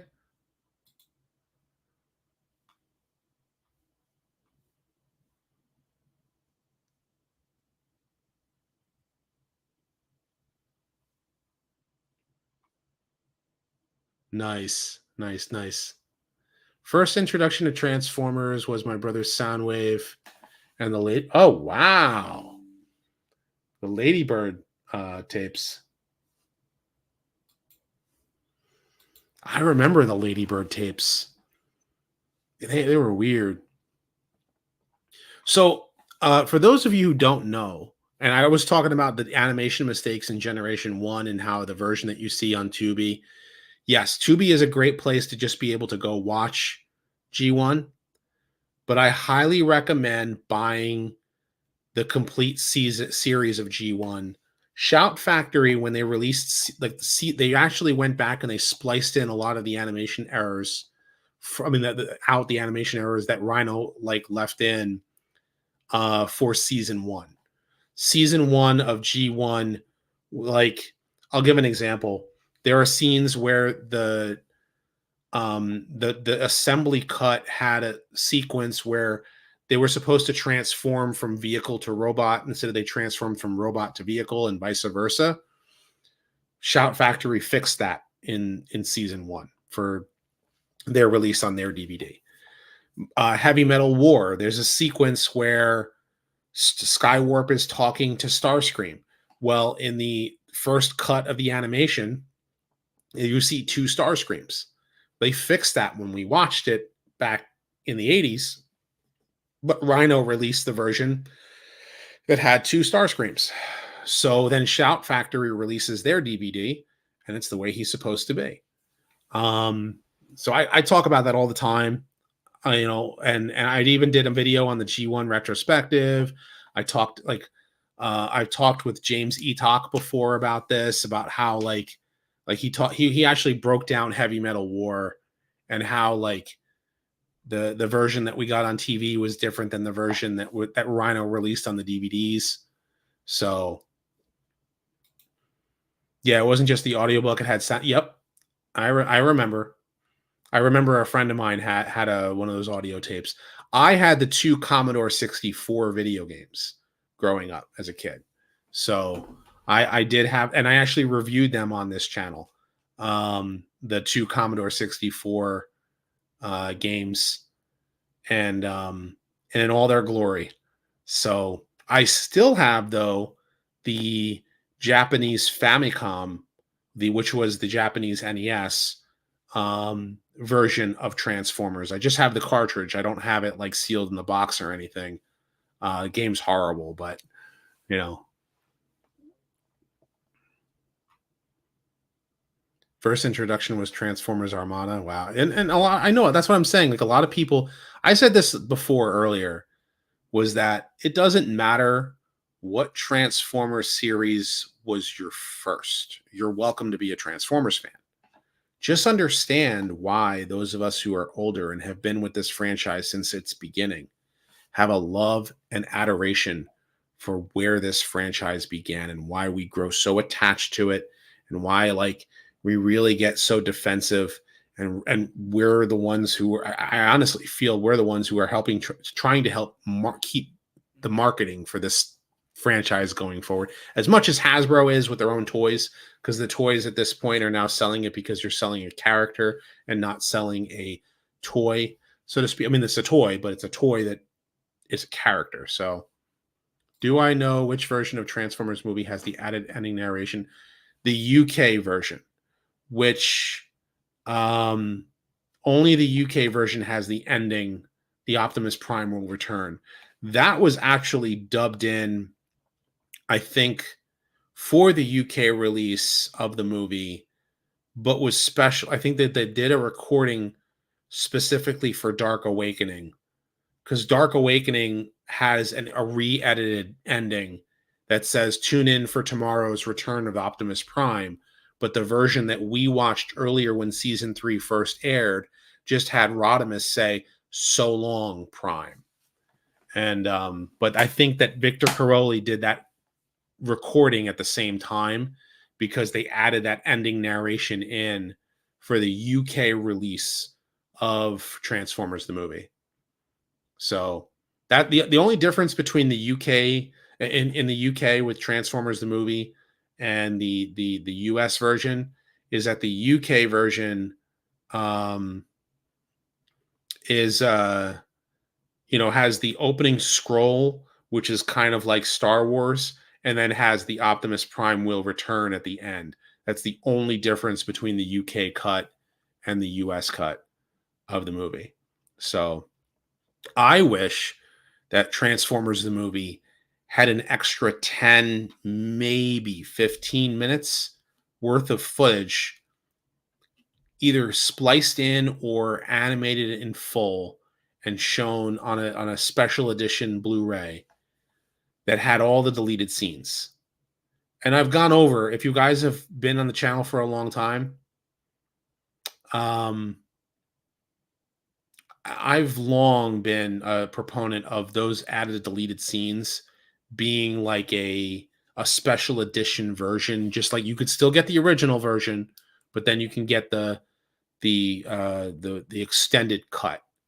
And the extended cut would have some of the characters that got killed and were not seen again, but were not seen, like you didn't get to see that in the final release of the movie. There are certain scenes that explain, I think, better explain certain sequences.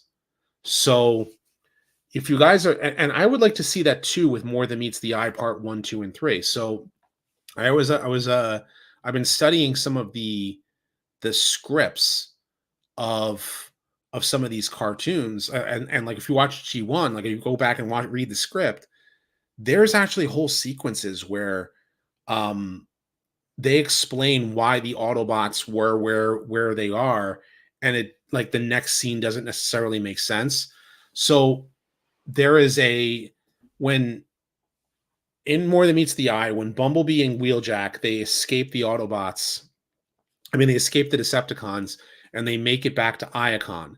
They come in And then Soundwave is supposed to send Laserbeak to investigate, to go watch them. And then what you would see is Bumblebee was being repaired by Ratchet, and then Jazz comes in, right? So that was supposed to be the sequence. And, right after then, like, Jazz comes in, and Prowl is supposed to have a line there as well, another, additional line.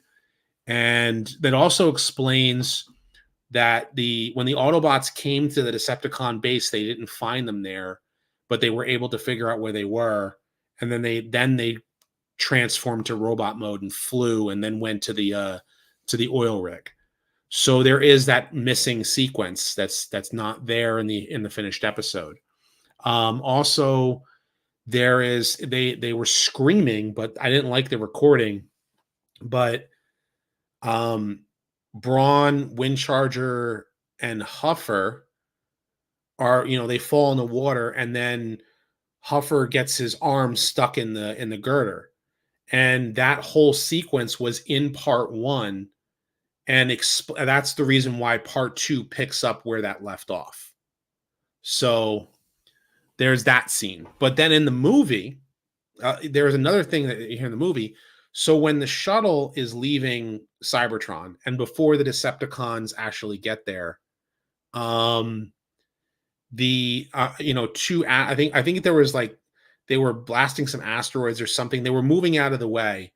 And so that's the reason why they couldn't pick up the Decepticons. That was same thing in the first episode, More Than Meets the Eye Part 1, is like why the Decepticons were able to board the ship or the shuttle and attack them was because there was missing pieces there to what happened in the story. It's not really important to the narrative because they just move from part to part to part.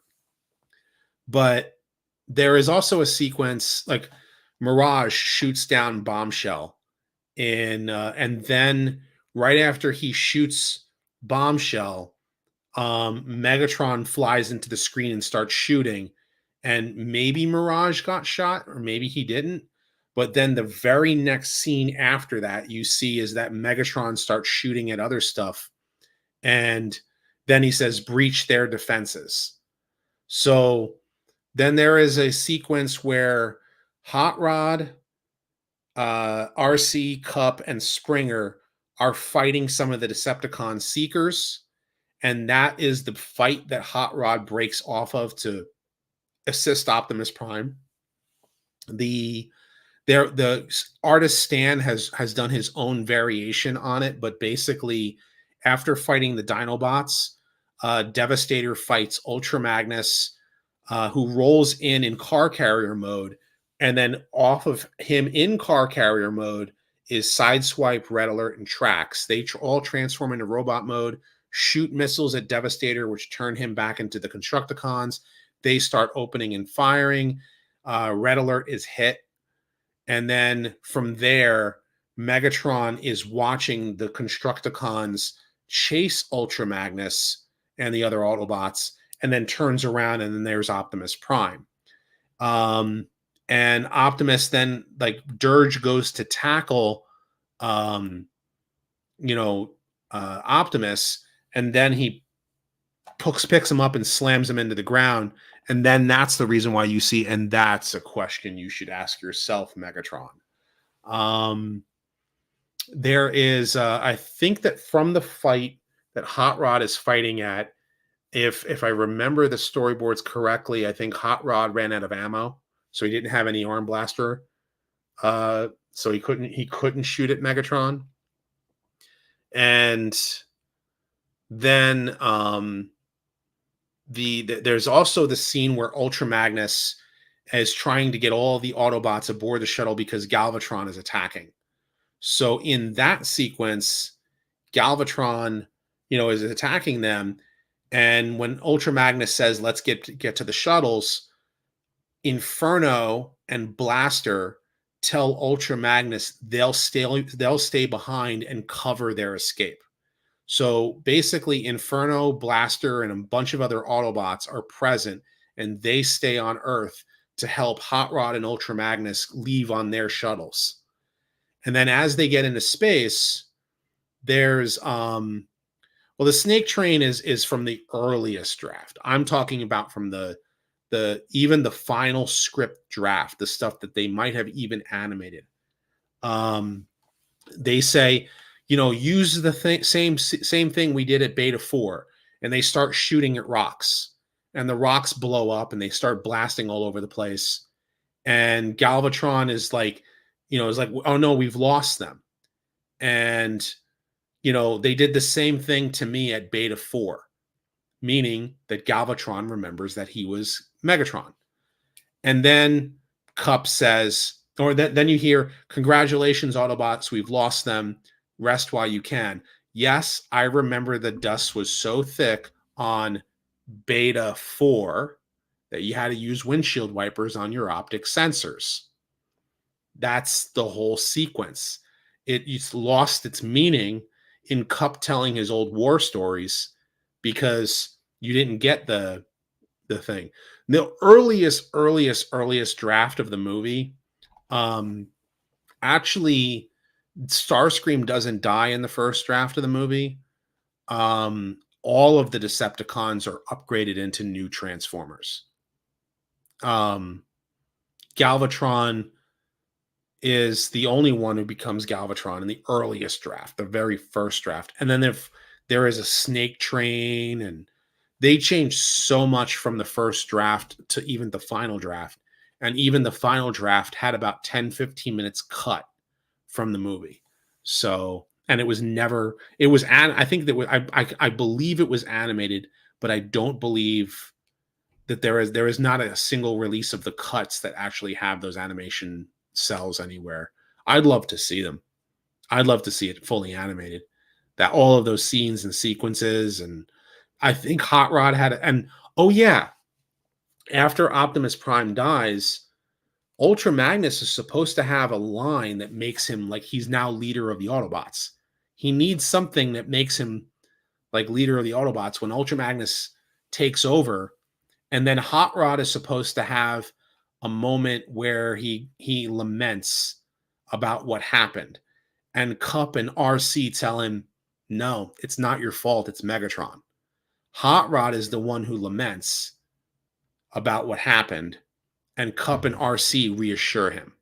So there is that. And I know everybody blames Hot Rod for what happened, but yeah.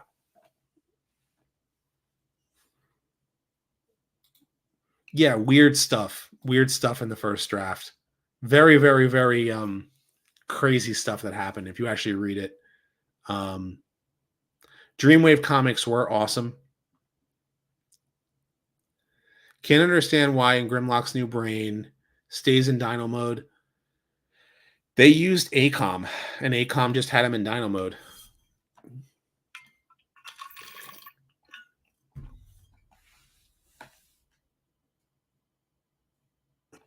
In the first draft stuff, you have to only look at it from the perspective of what was the aim and how much changed into the final draft. For me, the finished movie and then some of the deleted sequences to me make more sense to have in the movie. And then that's the story. But yeah, Prime would have died still knowing Megatron cheated. Yep. In fact, I think one of the earlier drafts, not the first draft, but one of the earlier drafts, Optimus actually says as he's falling, I knew you were always treacherous or something. Like there was a line that Optimus actually says that it's Optimus acknowledging that Megatron was the one who used an underhanded tactic to kill him. So Optimus didn't blame Hot Rod. The other Autobots didn't blame Hot Rod. They all blamed Megatron. It was all Megatron. So the only people who blame Hot Rod are just mad because Optimus Prime died. But it was 20 years in the future. Think about it.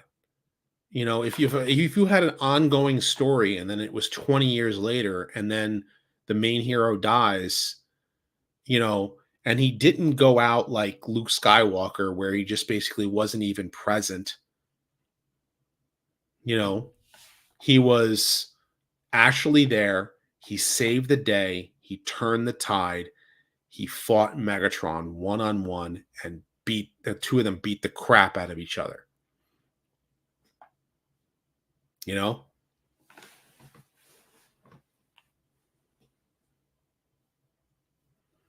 And Optimus came in.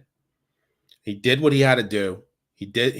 And Hot Rod grew from that experience. He did. And over the rest of the movie, you're watching Hot Rod. He wants to save Cybertron. He wants to, um, he wants to, Hot Rod wants to save Cybertron. Um, he's more focused on that. He saves Cup. He repairs Cup. He comes up with a quick-witted solution to take care of the Quintesson. I mean, the Sharkticons. He learns from Cup with the universal greeting, which actually makes them befriend the Junkions. He challenges Galvatron to one-on-one battle, knowing that he's, not able to best Galvatron. When you watch the fight between Hot Rod and Galvatron, it's from the perspective of Hot Rod knows that Galvatron is more powerful. And so he's fighting from a distance.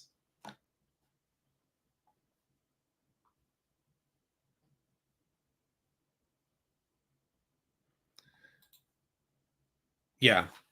In IDW, they have special powers. In G1, they have special powers. You just don't, they don't explain it because they just do. I'm going to see season 2. I have to watch it.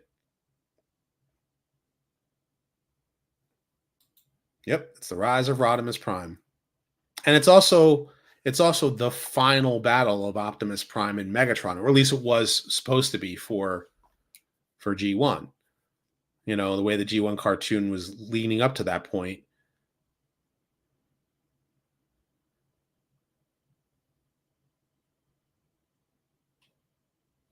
Yep, they always had special powers. Jazz had the grappling hook and all that stuff.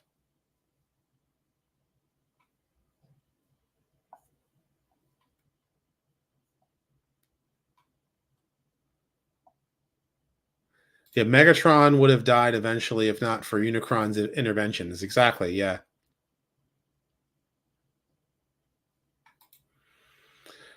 Understand, though, that the movie was written before the Combiners and Omega Supreme were a part of the toy line.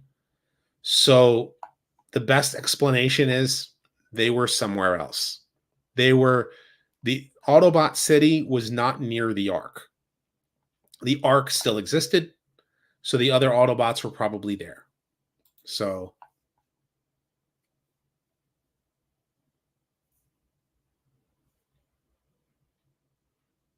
yeah, the Ladybird tapes and the Marvel Comics. The Marvel Comics adaptation, Optimus Prime and Megatron just kill each other. But also the Ladybird tapes have the Wheelie, Wild Boy of Quintesson, which is written by Ron Friedman. One of the characters I was doing research to do in the future is his Wheelie. And if I do a Wheelie video in the future, I'm gonna have to cover that, and it's gonna be fun to talk about that. I'm not doing the rhyme. I don't know if I can do the rhyming thing if I do Wheelie. Like I can't do the rhyming thing. It's just not my thing.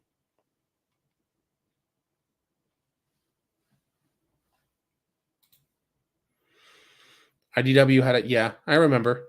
They were fighting in the at the Ark.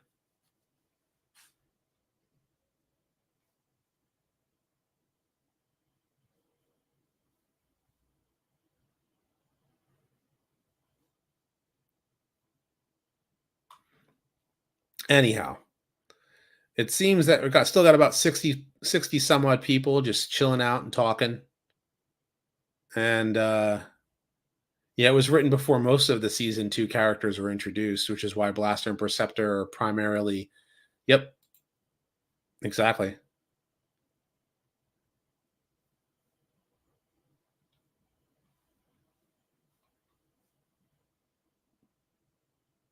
Yeah, Robot Prince Adam. That's a good way to look at it. Yeah, Omega Supreme toy came out in 1985, a full year. Still, the movie went into production. Like the first draft of the movie was written before Omega Supreme was even introduced. Even before the first episode was aired. Before More Than Meets the Eye, September 17th, 1984 is when the first episode aired. I think it was August of 1984 that Ron Friedman turned in his earliest draft of the movie. And they had it, they had to change some of the characters to be some of the season 2 characters. So they added Perceptor and they added Blaster, because the characters that Ron Friedman created, he had to be reworked into the existing season 2 characters. So,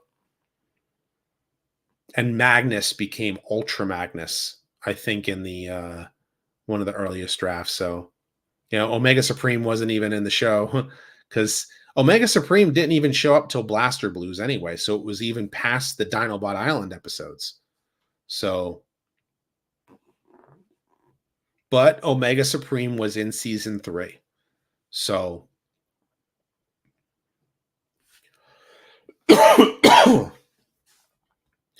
yeah, no way late. That's right. Exactly. I believe it is a possibility. It's a plausible explanation. Is it true? Probably not, but it's plausible. I would like to see it become canon, but I like the synergy between Magnum. Well, that's if you count. Here's the thing, though. If you count Magnum, you also have to count the Fun Publications comic books, which have a continuity error because they were trying to explain where the season 2 Autobots came from, not taking into account the episode Desertion of the Dinobots, where all of the Autobots and Decepticons have Cybertronium breakdown. And everybody who comes up with a theory forgets that Desertion of the Dinobots happened. So my theory is that they were on the Ark, with the exception of Omega Supreme. Omega Supreme was in deep space hunting the Constructicons. Yep, Cybertronium deficiency. Exactly. I'm not good at doing stop motion stuff.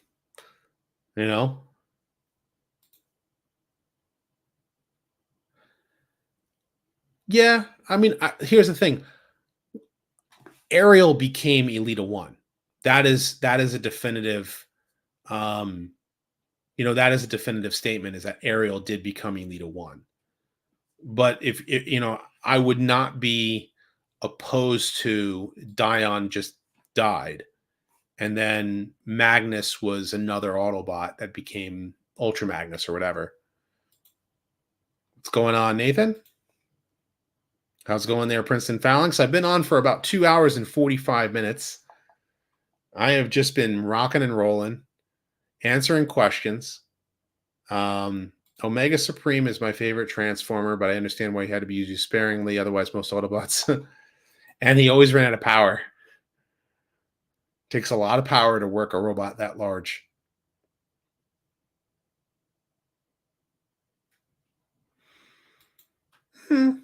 I can see that. I could see that too. But not Prime and Elita. Like, those two were the only ones that survived. Yeah, I know, right? Goes to show you. when you're having a good time and you can hang out and you can chill and you can just talk about stuff you love, you could talk for hours and enjoy what you enjoy, and not worry about. I mean, there are other things that we do have to worry about in this world. There's a lot of political stuff happening, a lot of economical stuff happening. People have their own walks of life where their own struggles. I mean, I'm having some struggles right now, not gonna lie. But when we can talk and get together and we can all talk about some of the stuff that we love and then just enjoy it and spend some time together. I mean, heck, I love spending time with my family. So yeah, our whole family is involved in it. That's awesome. That's awesome. And you guys probably know, that I have my own you know, right here.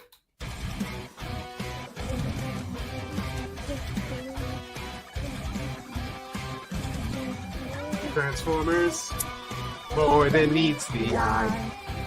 Autobots wage their battle to destroy the evil forces on the Decepticon. The Transformers, robots in the skies. The Transformers, more than meets the eye. The Transformers.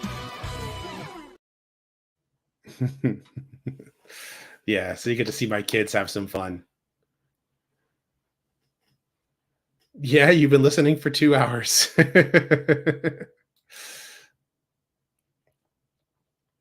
Usually I reserve those for my whenever I get a super chat or something, but get to see some of my family get together and enjoy it. And I told you guys, my kids get to watch Transformers with dad, and we're watching Ninja Turtles now. We're in, towards the end of season 3 of Ninja Turtles. We're in the middle we're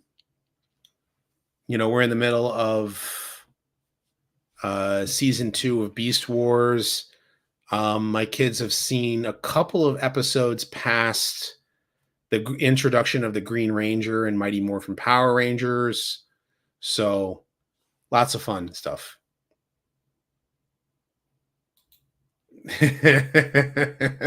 Thing is that he would probably be able to run New York City better than it's being currently ran. For sure. I think.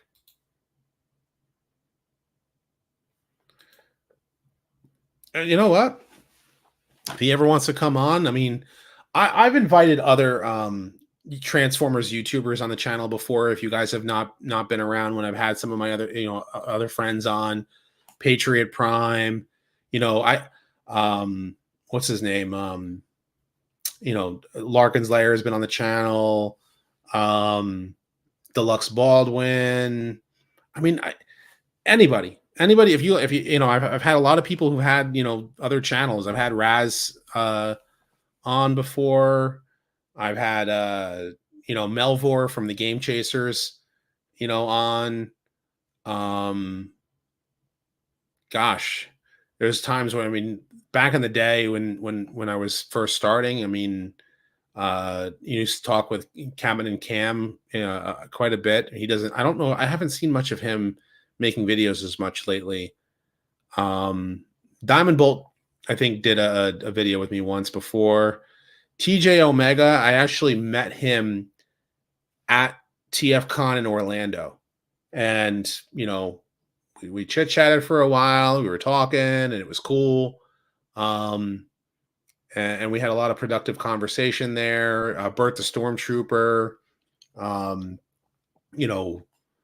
gosh, if you Ghost Prime, I mean, I can go on and on about the different people I've gotten involved with what's his name, Diecast Norbs. Man, it's like it was a whole eclectic group, and I'm gonna forget a bunch of names right now because it's getting late, but and it's always a good time when we all get together, but we don't always get a chance to get together. Fire Talks, gosh, what figure am I looking forward to? Well, I'm looking forward to completing the Dinobots. I really, really, really want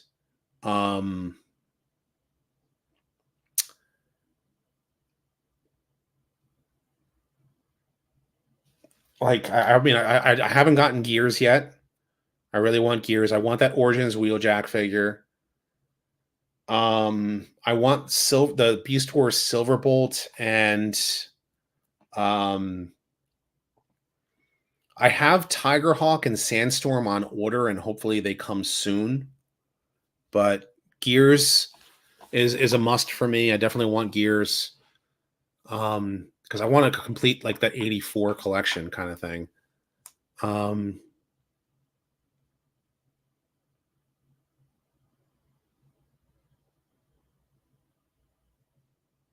yeah, there's a lot of like it's just so many different characters.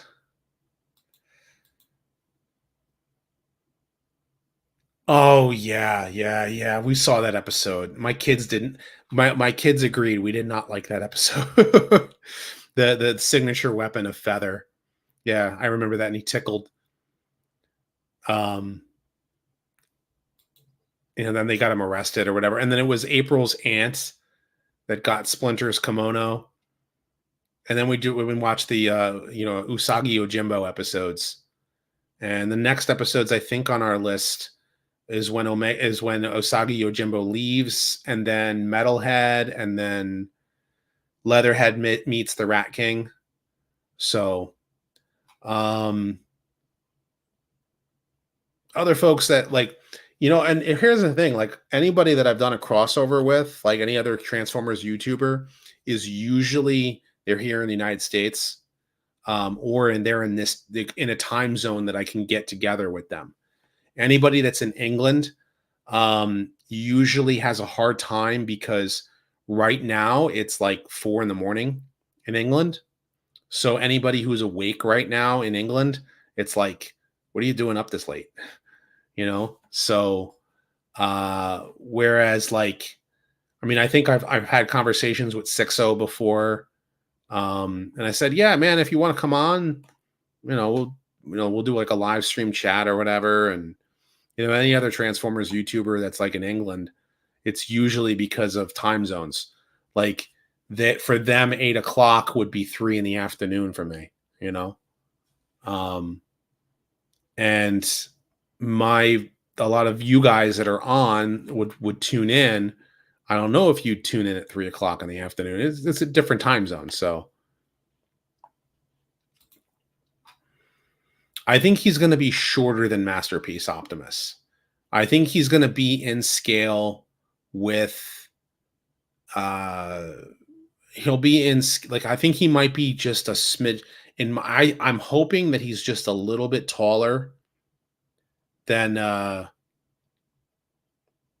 he's just a little bit taller than than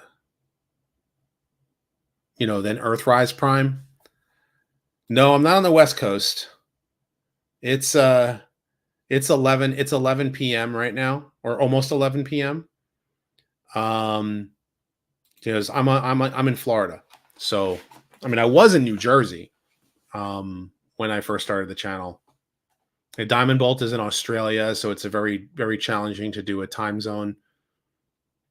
So, yeah, the East Coast time zone, because I know Florida actually falls within 2 time zones. Like, I know that the Panhandle has central. I think it's Central Time. Was it Central, Mountain, and then Pacific, right? And then where Pensacola is the different time zone. Yep. Hey, you're in Seattle.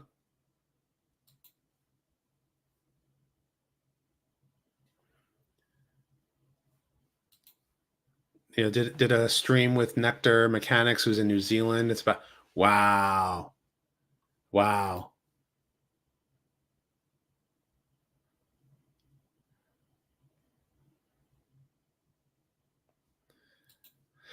I hope so. I hope so. Have I seen any Florida Man events? Seen? No, but things have happened. Um, actually,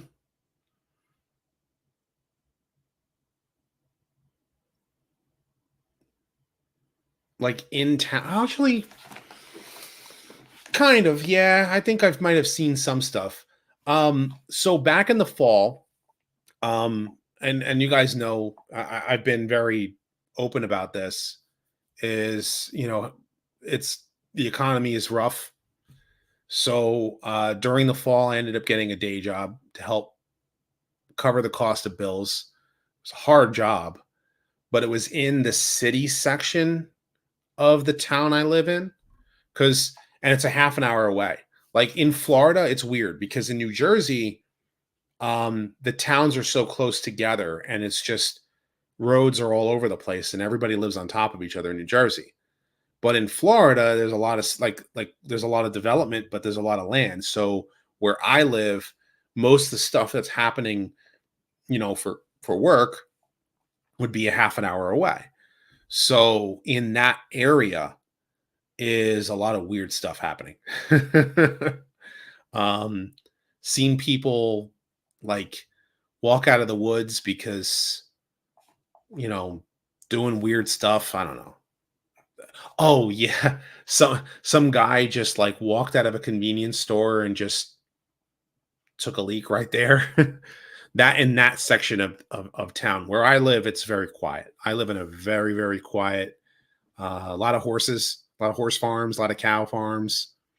You know, where I live, very quiet. The only time that we ever really had any, stuff happen is around like graduation time. I've like seen, had like one house nearby have a house party and that you can hear everything going on, but nothing that like New Jersey, there was stuff happening all the time. Florida man trains child to hunt alligators. Yeah, I've heard some stuff like that. Nothing that crazy, like um where I live, it's very quiet, I think. So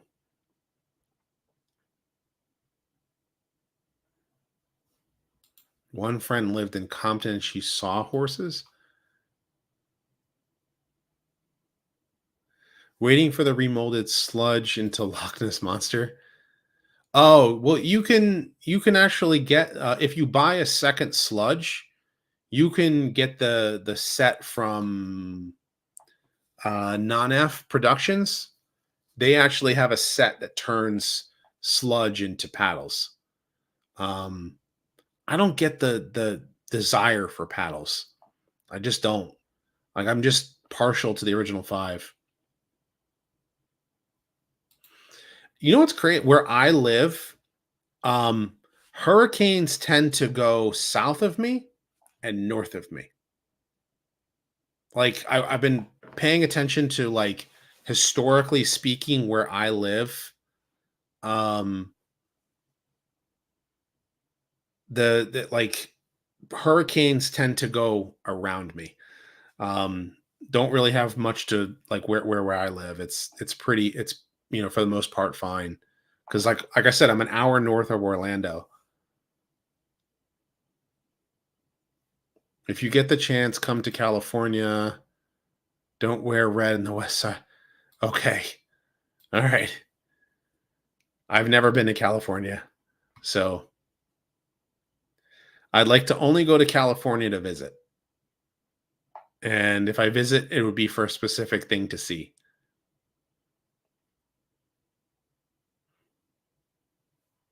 I like Slash specifically Slash, the one that they released for what was it, Power of the Primes? They made that Velociraptor. I like that Slash character, like that robot. And I actually got the toy hack set for her. So don't come to California.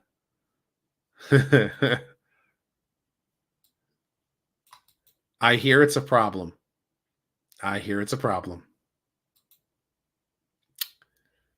Been to Cali a few times, went to STCC.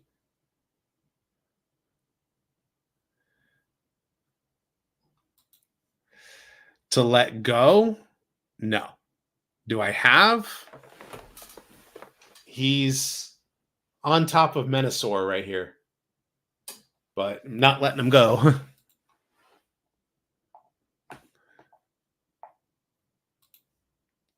Hmm. Probably would put my logo, not like this shirt, but like put like Rodimus Primal Transformers discussions. Actually, put that on a Funko. That would be funny. You know that they are. That they are.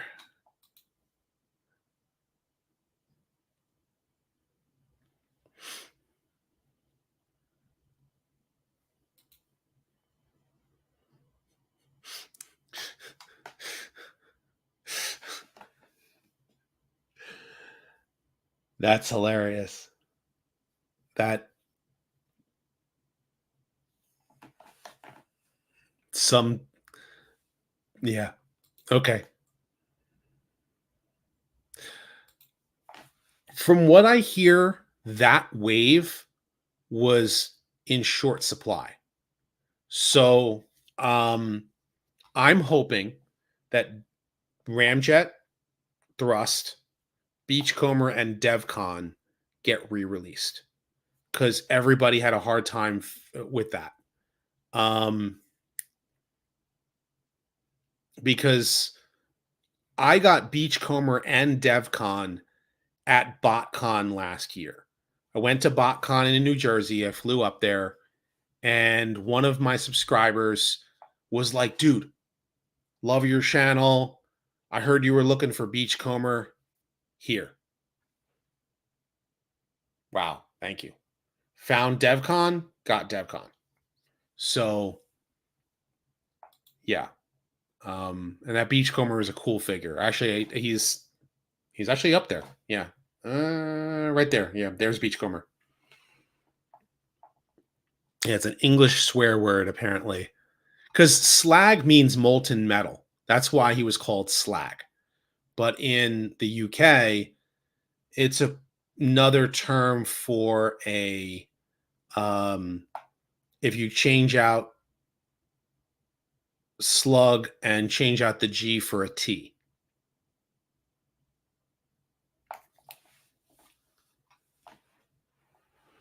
Yeah, that's what slag means in the UK as a pejorative. But the word slag is molten slag. It's molten metal. That's what it is. So that and slag is a flamethrower. He shoots fire out of his mouth. So yeah. And apparently like in the UK, so when someone says like, well, maybe it's because the people who got offended are the people who are actually slags themselves. So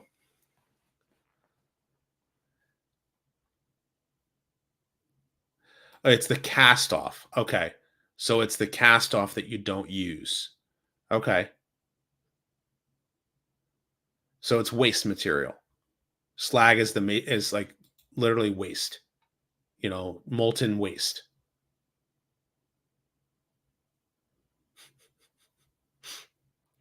That's just why I would just, I'll still call the character slag.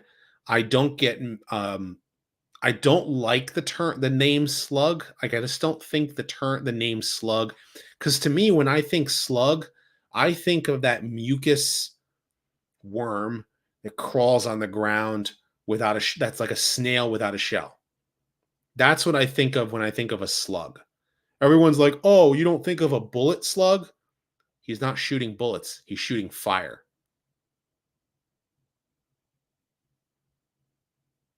you know and if you want to call him slug, maybe it's because you're calling him stupid, like it's because he's slugging around. It's too close to sludge. So for me it's always going to be slag and skyfire. Exactly, yep. Slag and skyfire. Swoop, yeah, I know that's a UK comic thing, is that he was once dive bomb. Never had a problem with it until someone, oh, we just found out that some other country knows that name as a,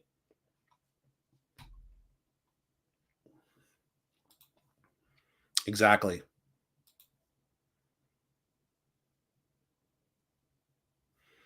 None of us had a problem with it. I didn't have a problem with it. You didn't have a problem with it. It's just somebody at Hasbro had a problem with it.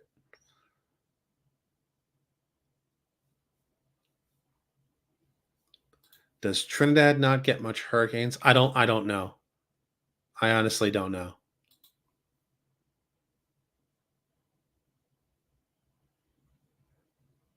I also like the fact that their names are all S's except for Grimlock.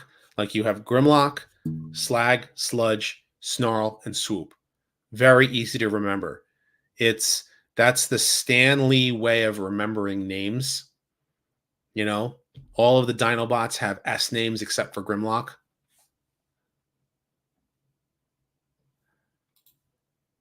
Yeah, it would be cool if he did shoot bullets. Think about it, Dinobot with chain guns and attack. Yeah, exactly. And then there's paddles, right? Which is why I'm like, huh? Why is everybody like? I didn't mind Slash being the Velociraptor.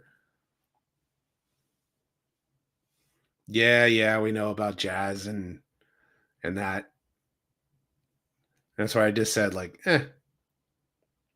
minigun on Slug, an Alpha Bravo. Gosh, I'm just talking about the original team. Like the original team was all S names. Sea Spray, Sure Shot. Yep, for sure. 3 hours, guys. Been on for 3 hours. Crazy, right? Grimstone. As Commander Class Ultra Magnus Struck Mode can carry. Are you talking about the Studio Series 86? Yeah, he can carry up to 4 deluxe class cars on him in car carrier mode. He's a great toy. Very good toy. The only my complaint with the Commander Class Ultra Magnus is that I wish his neck was just a little bit higher because of the profile that he has, and that's about it.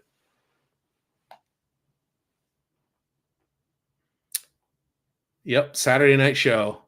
I've been on like been chilling out for a bit, and now it's been 3 hours, and I think my bladder is reaching the burst point. So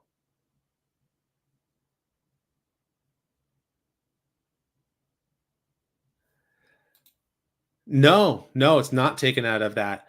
Actually, this was printed with this was actually printed from the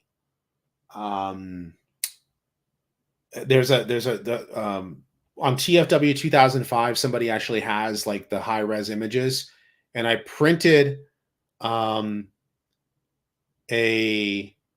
actually printed these on matte paper. So it's photo matte paper. And the reason for that is so it's not glossy. And then I did the same thing for Teletran 1. And then you have to like cut Teletran 1 a certain way in order to actually make it like a paper craft. So these are just these are just like regular paper, and I tape them together. And then Teletran 1 is a separate piece. And then I actually printed a few more like of a separate kind of ground thing that to try to make there. What I want to do is I want to print a Decepticon one, but I ink is expensive right now. So I would need to be able to print that in purple, and then to be able to make the Decepticon base. And then I would kind of like to have like a diorama specifically for like outside of the arc or in a desert, because the Transformers always had like battle scenes in the desert.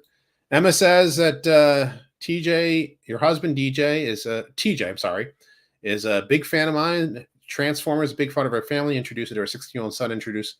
Awesome. Thank you very, very much, Emma. I really, really appreciate that. And tell TJ I said what's up, and till all are one. Or Ba Weep Grana Weep Ninibon while we're at it. Lazy Eyebrow. Yeah, Lazy Eyebrow, I know he stopped like making content because he's got a full-time job now. So yes, they do need to re-release him because a lot of people missed out on him. I know they're re-releasing the Armada Optimus, and I think that they're trying to get all of the orders made for the Armada Optimus out, and then maybe they might do the Studio Series 86 Ultra Magnus again. So, yes, this is why I said you need photo paper because it's thicker. It's not as thick as like I think it's not as thick as like cardstock, but because cardstock is more expensive. So you print it on photo matte paper because it's a little bit thicker, but not too thick. And then you print that with you know, on whatever printer that you have, and then you just it might still have the white edges, so you're gonna need like a paper cutter to like cut it done that way. So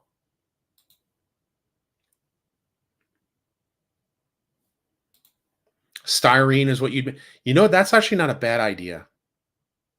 I've thought about that. I've thought about getting something like maybe like some cardboard or something and taping it to the parts of Teletran 1 so that I can piece Teletran 1 together without um and having it be a little bit more sturdy.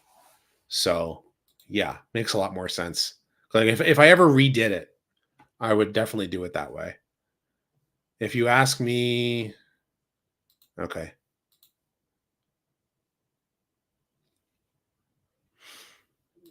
Well, he had to be in order to be that big. And you know something? I'm also going to say this about Studio Series 86 Optimus. I think Studio Series 86 Optimus will be a brand new mold. I don't think it's going to be the Earthrise mold. It's going to be a full-size trailer, the same size as Ultra Magnus. I think it's going to be a brand new Optimus mold. And I'm hoping that it transforms the same way as, like, let's say G1 Prime does. Instead of having the waist turn around and then fold up, it has just fold back.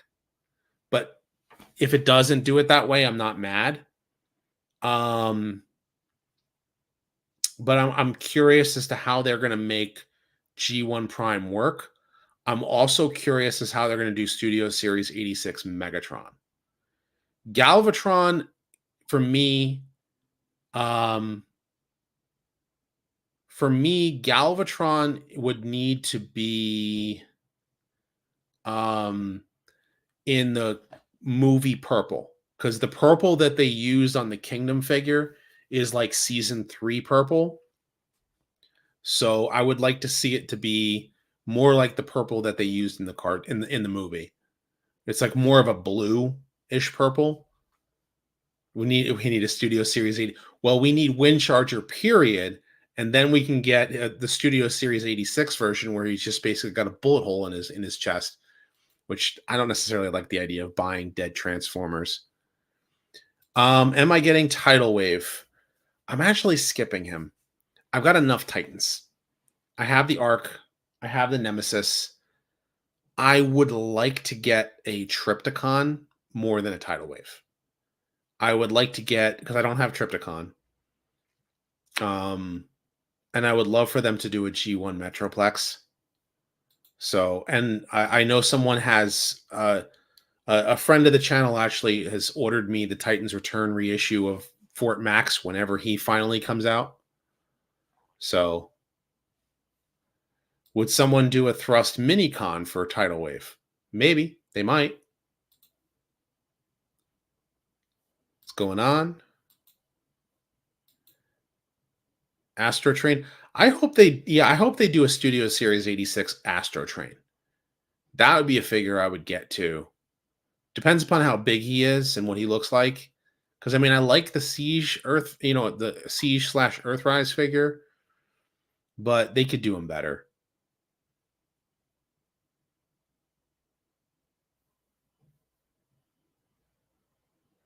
I would also like to see them do a better Octane. And Broadside would be a tough one. I don't know how they're going to do Broadside. I'm really curious about Broadside.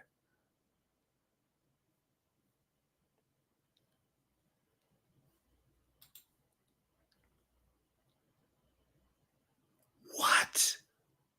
That's horrible. That sucks. That sucks. All right, guys. It has been 3 hours and 15 minutes. I do have to get up in the morning. It has been fun chit chatting with all you guys. Um, yeah, but I definitely got to get ready. I'm working on my next retrospective, so I'll tell you guys that. And that next retrospective should be coming very soon. Um, and yeah, I should have I got the script, in the works. I've already let my patrons and my channel members know who I'm working on. I typed a lot today, so but I'm getting tired. So, and then it's a matter of getting the video up and for you guys, because covering a lot of history on the character. So it's good stuff. Been a fun 3 hours and 15 minutes. The hint that I will give